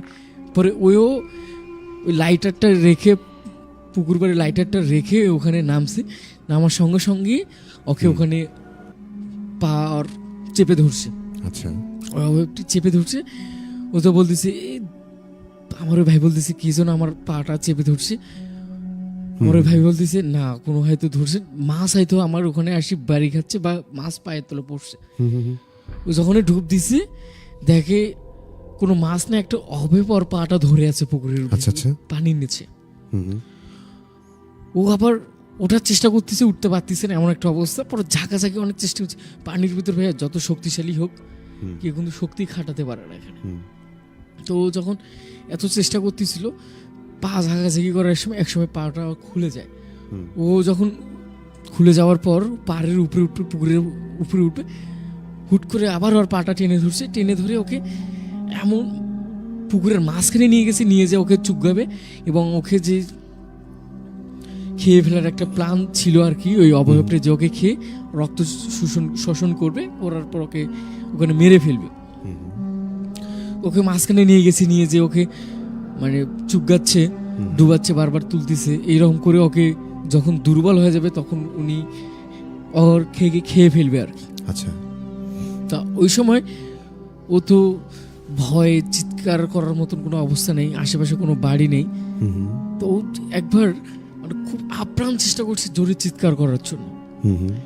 তাই যাই হোক, আল্লাহ যে ওকে বাঁচাবে, মানে 2-3 বার চেষ্টা করার পর ওর যে গলা দিয়ে এত জোরে চিৎকার একটা করছে, চিৎকারে ওখান থেকে যে আশেপাশে যে পুকুর থেকে দূরে যে বাড়িগুলো ছিল, ওখান থেকে পুকুরের বাড়িগুলো, ওখান থেকে কিছু মানুষ শুনতে পেরেছে। তারা আসার পর দেখি এখনো ওকে ওই পুকুরের মাঝখানে ডোবাচ্ছে আর তুলতেছে। তা ওখানে ওই লোকটি দেখতেছে লাইট মারছে, লাইট মারার পর দেখতেছে যে এখানে অবয়বটি ওকে তুলতেছে আর ডুবাচ্ছে আর তুলতেছে। পরে ও যখন বলতেছে, ওই লোকটি কে রে তুই, আর আমার ভাতিজাকে তুই এখানে এভাবে ডুবাচ্ছিস তুলতেছিস কেন, কে তুই? আচ্ছা, অবয়বটি ওকে ছেড়ে দিয়ে পাহাড়ের যে লোকটি দাঁড়িয়ে আছে, চোখ বড় বড় করে, যেন চোখ যে রক্ত পড়তেছে এইরকম ভাবে ওর দিকে তাকিয়ে আছে, যেন ওকে জানতো উঠে এসে খেয়ে ফেলে, এইরকম একটা অবস্থা। তো ওই লোকটি 5 ওয়াক্ত নামাজ পড়তো, 5 ওয়াক্ত নামাজ পড়ার কারণে দোয়া সূরা বাকারা জানতো, জানার পর উনি নিজের শরীরটাকে এমনভাবে বন্ধ করে নিছে যেন কোনো কিছুই না করতে পারে ওর। আচ্ছা, ও নিজে যখন নিজে শরীর বহন করছে তখন তো ওর ভিতরে একটা সাহস এসে গেছে, তখন ও লাইটটা রেখে ওই পুকুরে লাফ দিছে। আচ্ছা, পুকুরে লাফ দেওয়ার পর আমার ওই ভাইকে ভাইকে ধরে আছে অভয়বের কাছে যেয়ে অভয়প্রি এত চেষ্টা করতেছে পুকুরের যে পরবর্তী যে লোকটি নামছে ওনাকে ধরার চেষ্টা করতেছে, কিন্তু ওনার শরীরটা যে বন করা আছে এই জন্য ওনাকে ছুতে পারতেছে না বা আস করতে পারতেছে না, এই জন্য ওনার সমস্যা। পরে যখন উনি সুরা পরে ওনাকে শরীর যখন ওনাকে ফু দেওয়ার সঙ্গে সঙ্গে অভয়টি ওখান থেকে উধাও হয়ে গেল। আচ্ছা, উধাও হওয়ার সঙ্গে সঙ্গে ওই লোকটি আবার আমার ওই ভাইকে পানি থেকে তুলে যখন পাড়ে তুলছে, আমার ওই ভাই একদম সেন্সলেস হয়ে গেছে ওখানে। আচ্ছা, ওকে এত ডাকাডাকি করতেছে, তারপর হচ্ছে জ্ঞান ফিরতেছে না। পরে ওনার হাত দিয়ে পেটে যখন চাপ দিচ্ছে, মুখ দিয়ে পানি বের হচ্ছে, একটু একটু করে পানি বের হচ্ছে। পরে ওনাকে ঘাড়ে করে নিয়ে যেয়ে, ভাই আগে কিন্তু একটা সমস্যা ছিল যে পানিতে পড়লে ঘাড়ে করে ঘুরানো, উনি ঘাড়ে করে নিয়ে যেয়ে আশেপাশের যে বাড়িগুলো আছে বা আমার ওই ভাইয়ের যে বাড়ি আছে তার মা বাবাকে ডাকার পর সবাইকে যখন বললো যে আপনাদের ছেলে পুকুর পাড়ে এই ঘটনাটা ঘটেছে, পর সবাই ঘাড়ে করে নিয়ে ওর কি জ্ঞান ফেরার পর ওকে জিজ্ঞাসা করে বাবা কি হয়েছিল। পরে যখন আমার ওই ভাই সবকিছু খুলে বলে ঘটনাটি, যে আমার সাথে এই ঘটনাটি ঘটেছে, আমি যখন আসতেছিলাম ব্রিজে কেউ একজন বসেছিল। আচ্ছা আচ্ছা, তা আমি ওকে বললাম যে একসাথে বাড়িতে যাই, ঠিক আছে। তো ও আগে আগে যাচ্ছে, আমি পেছনে পেছনে যাচ্ছি। আমিও এত দূরে চলে যাচ্ছি যে আমি ওকে ধরতেই পারতেছি না, ওর কাছে যেতেই পারছি না। একটা সময় আমি যখন দৌড় দিলাম, তারপর ওকে আমি আমার আমি ওর আয়ত্তে যেতে পারছি না, এরকম একটা ঘটনা। পরে ও যখন পুকুর পাড়ে গেল মাছ মারার জন্য বা মাছের লোভ দেখাচ্ছে আমাকে, ও এক ডুবে বিশাল বড় বড় মাছ ধরছে বেশ কয়েকটি, সেটার লোভ আমি সামলাতে না পারে ওর ধান্দাতে আমি ওখানে নামার পরও তো আমার পা ধরে আমাকে পুকুরের মাঝখানে নিয়ে গেছে, নিয়ে যে আমাকে খেয়ে ফেলবে, রক্ত খেবে, আমাকে শরীর থেকে ছিন্ন বিচ্ছিন্ন করে দিবে, এই কথাগুলো বলছিল। পরে আমি তো অনেক চেষ্টা করার পর গলা দিয়ে খুব জোরে চিৎকার পরে এই লোকটি এসে আমাকে বাঁচিয়েছে। পরে ওখানকার এক হুজুরকে, বড় একজন আলমকে ডেকে নিয়ে এসে ওনার শরীরটা বন্ধ করা হলো, একটা তাবিজ দেওয়া হলো, 7 দিন ওনার গলায় বা কোমরে ঝুলিয়ে বেঁধে রাখছে। আচ্ছা, তারপর ধীরে ধীরে উনি সুস্থ হয়েছে। এরপর থেকে উনি এখনো পর্যন্ত সুস্থ আছে, আর ওনার সাথে আর কোনো ঘটনা ঘটেনি আর কি। এই ছিল ভাইয়া ঘটনাটি আর কি। আচ্ছা শাহাদুল, অসংখ্য অসংখ্য ধন্যবাদ। তোমার এই ছোট্ট ঘটনাটি অনেক চমৎকার ছিল। আজকে বলতে গেলে শুরু থেকে যদি বলি, বরকত ভাইয়ের ইমেল, তারপর তানভীর প্রধান ভাই মেইল পাঠিয়েছিলেন, এরপর রফিয়াদ আহমেদ রাত, মেইল 3টি চমৎকার ছিল। সেই সাথে শিহাব ভাই ছিলেন আমাদের সাথে, ওনার 3টি ঘটনা এবং শাহাদুলের সর্বশেষ যে স্টোরিটা, সব মিলে আজকে ভোরবেলা অসাধারণ হয়েছে আমার কাছে মনে হচ্ছে, কারণ আজকে সবগুলো ঘটনাই বেস্ট ছিল। আর আসলে বলতে গেলে সব কিছু সম্ভব হয়েছে আপনাদের জন্য, কারণ আপনারা আছেন বলেই আমরা প্রতি সপ্তাহে নতুন নতুন ঘটনা পাই, এবং আপনারা আমাদেরকে সাপোর্ট করেন জন্যই নতুন নতুন অতিথি আমরা প্রতি বৃহস্পতিবার আমাদের স্টুডিওতে আমন্ত্রণ জানাই, এবং আপনাদের সকলকে মিলেই আমাদের এই ভূতবেলার আয়োজন। তো যাই হোক, যারা যারা যুক্ত ছিলেন আমাদের সাথে প্রত্যেককে অনেক অনেক ধন্যবাদ। দেখতে পাচ্ছি অসংখ্য মানুষ আমাদেরকে ফেসবুক লাইভে শুনছেন এবং দেখছেন। এর পাশাপাশি আমাদের ফ্রিকোয়েন্সি 98.8 FM আমাদেরকে শুনে থাকেন, যাদের সংখ্যাটা আসলে গুণে শেষ করা সম্ভব নয়। এইভাবে আমি বলবো যে আসলে আমরা গুণে শেষ করতে পারবো না। আমাদের অসংখ্য লিসেনার আছেন অফলাইনে। বিলাস কুমার লিখেছিলেন আমাদেরকে এমডি মকফর লিখেছিলেন, ভূতমারা বাজার থেকে যুক্ত হয়েছেন উনি। আর কবি রফিক উদ্দিন লস্কর ছিলেন আমাদের সাথে ওপার বাংলা থেকে, উনি লিখেছেন আমি একটা গল্প পাঠিয়েছি। অবশ্যই আমরা নেক্সট উইকে অর্থাৎ আগামী বৃহস্পতিবার আপনার স্টোরিটি সম্ভব হলে পড়ে শোনাবো। এমডি সাগর মিয়া লিখেছেন, ভাইয়া আজকে আসতে একটু দেরি হলো, শেষ পর্যন্ত সাথে আছি। আচ্ছা, আজকে প্রথম লাইভে এসেছেন এমডি শুভ, অবশ্যই ভাই রিপ্লাই দেবেন। আমি রিপ্লাই দিলাম, আপনি কোথা থেকে শুনছেন জানাবেন। লিখেছিলেন একজন, আসলে ওনার নামটি স্পেলিংটি আমি আসলে পড়ে ফেলতে পারছি না। লিখেছেন, ভাইয়া অনেক সুন্দর হচ্ছে, চালিয়ে যান, শেষ পর্যন্ত সাথে আছে, অনেক ভয় লাগছে, লিখেছিলেন শুভ। দেখতে পাচ্ছি আপনাদের ঘটনাগুলো একদম গল্পগুলোর ভেতরে হারিয়ে যাচ্ছি। অসাধারণ উপস্থাপনা লিখেছেন কবি রফিক উদ্দিন লস্কর। আবদুল্লাহ সিয়াম ছিলেন, অফলাইনে সমস্যা হচ্ছে। নয়ন সরকার ভাই লিখেছিলেন, ভাইয়া শুনছি চন্দিয়া থেকে, সাথে আছি রাত 11টা পর্যন্ত। এমডি শুভ লিখেছিলেন আবারও যে অনেক ভয় লাগছে। লক্ষ্মণ কুমার লিখেছেন আচ্ছা আচ্ছা ভয় লাগছে না ওনার আসলে এটা আসলে প্রত্যেকের ক্ষেত্রে আলাদা আলাদাভাবে ভ্যারি করে। আপনার কাছে ভালো না লাগতে পারে, ভয় না লাগতে পারে, কিন্তু কিছু কিছু মানুষ আছেন যাদের কাছে ভয় লাগে, কারণ প্রত্যেকের টেস্ট সেম হয় না। যাই হোক, লিখেছিলেন আমাদেরকে, তবে একটা কথা ভালো বলেছেন যে ব্যাকগ্রাউন্ড মিউজিকটা একটু বাড়াতে হবে এবং ভয়েসটা আরও ডিপ করতে হবে। যাই হোক, আমরা যেহেতু অনুষ্ঠান একেবারে শেষ মুহূর্তে আমরা, তবে চেষ্টা করবো আগামী সপ্তাহ থেকে চেষ্টা করার এটাতে। লিখেছিলেন আমাদেরকে সীমান্ত ইসলাম হাই, আচ্ছা উনি শুধুমাত্র হাই লেখেন, ভালো ছিল। রাজীব লিখেছিলেন আমাদেরকে, ভালো ছিল ভাই, থ্যাংক ইউ সো মাচ। আচ্ছা ওকে, এমনি শুভ লিখেছিলেন যে ভাই আমার দাদির সাথে অনেক ভয়ঙ্কর ঘটনা ঘটে গেছে, আপনি যদি পারেন আমাদের স্টুডিওতে এসে শেয়ার করতে পারেন। আমাদের স্টুডিওতে আসতে হলে আপনাকে ফোন করতে হবে এই নাম্বারে 01713484465, নাম্বারটি আবারও বলছি 01713484465। আর এছাড়া আপনি যদি চান আপনার ঘটনা আমি পড়ে শোনাই, সেক্ষেত্রে আমাদেরকে মেল করতে পারেন। আমাদের মেল অ্যাড্রেসটি হচ্ছে bhoot.sharabela@gmail.com। আপনি ফেসবুক লাইভের স্ক্রিনেও কিন্তু দেখতে পাচ্ছেন মেল অ্যাড্রেসটি দেওয়া হয়ে গেছে এখন। আচ্ছা, তো এই মুহূর্তে আমি আর কথা বাড়তে চাই না। আজকের মতো যারা যারা শুরু থেকে শেষ পর্যন্ত আমাদের সাথে ছিলেন প্রত্যেককে অনেক অনেক ধন্যবাদ, অনেক অনেক ভালোবাসা, কারণ আপনারা ভালোবাসেন বলেই আমরা ভূতবেলা নিয়ে ফিরে আসি এবং আপনাদের ভালোবাসা নিয়েই ফিরতেছি আগামী বৃহস্পতিবার। সে পর্যন্ত সবাই ভালো থাকবেন, সুস্থ থাকবেন। আসসালামু আলাইকুম। আর এই পুরো আয়োজন মিলে আমি ছিলাম আপনাদের সাথে রাতুল।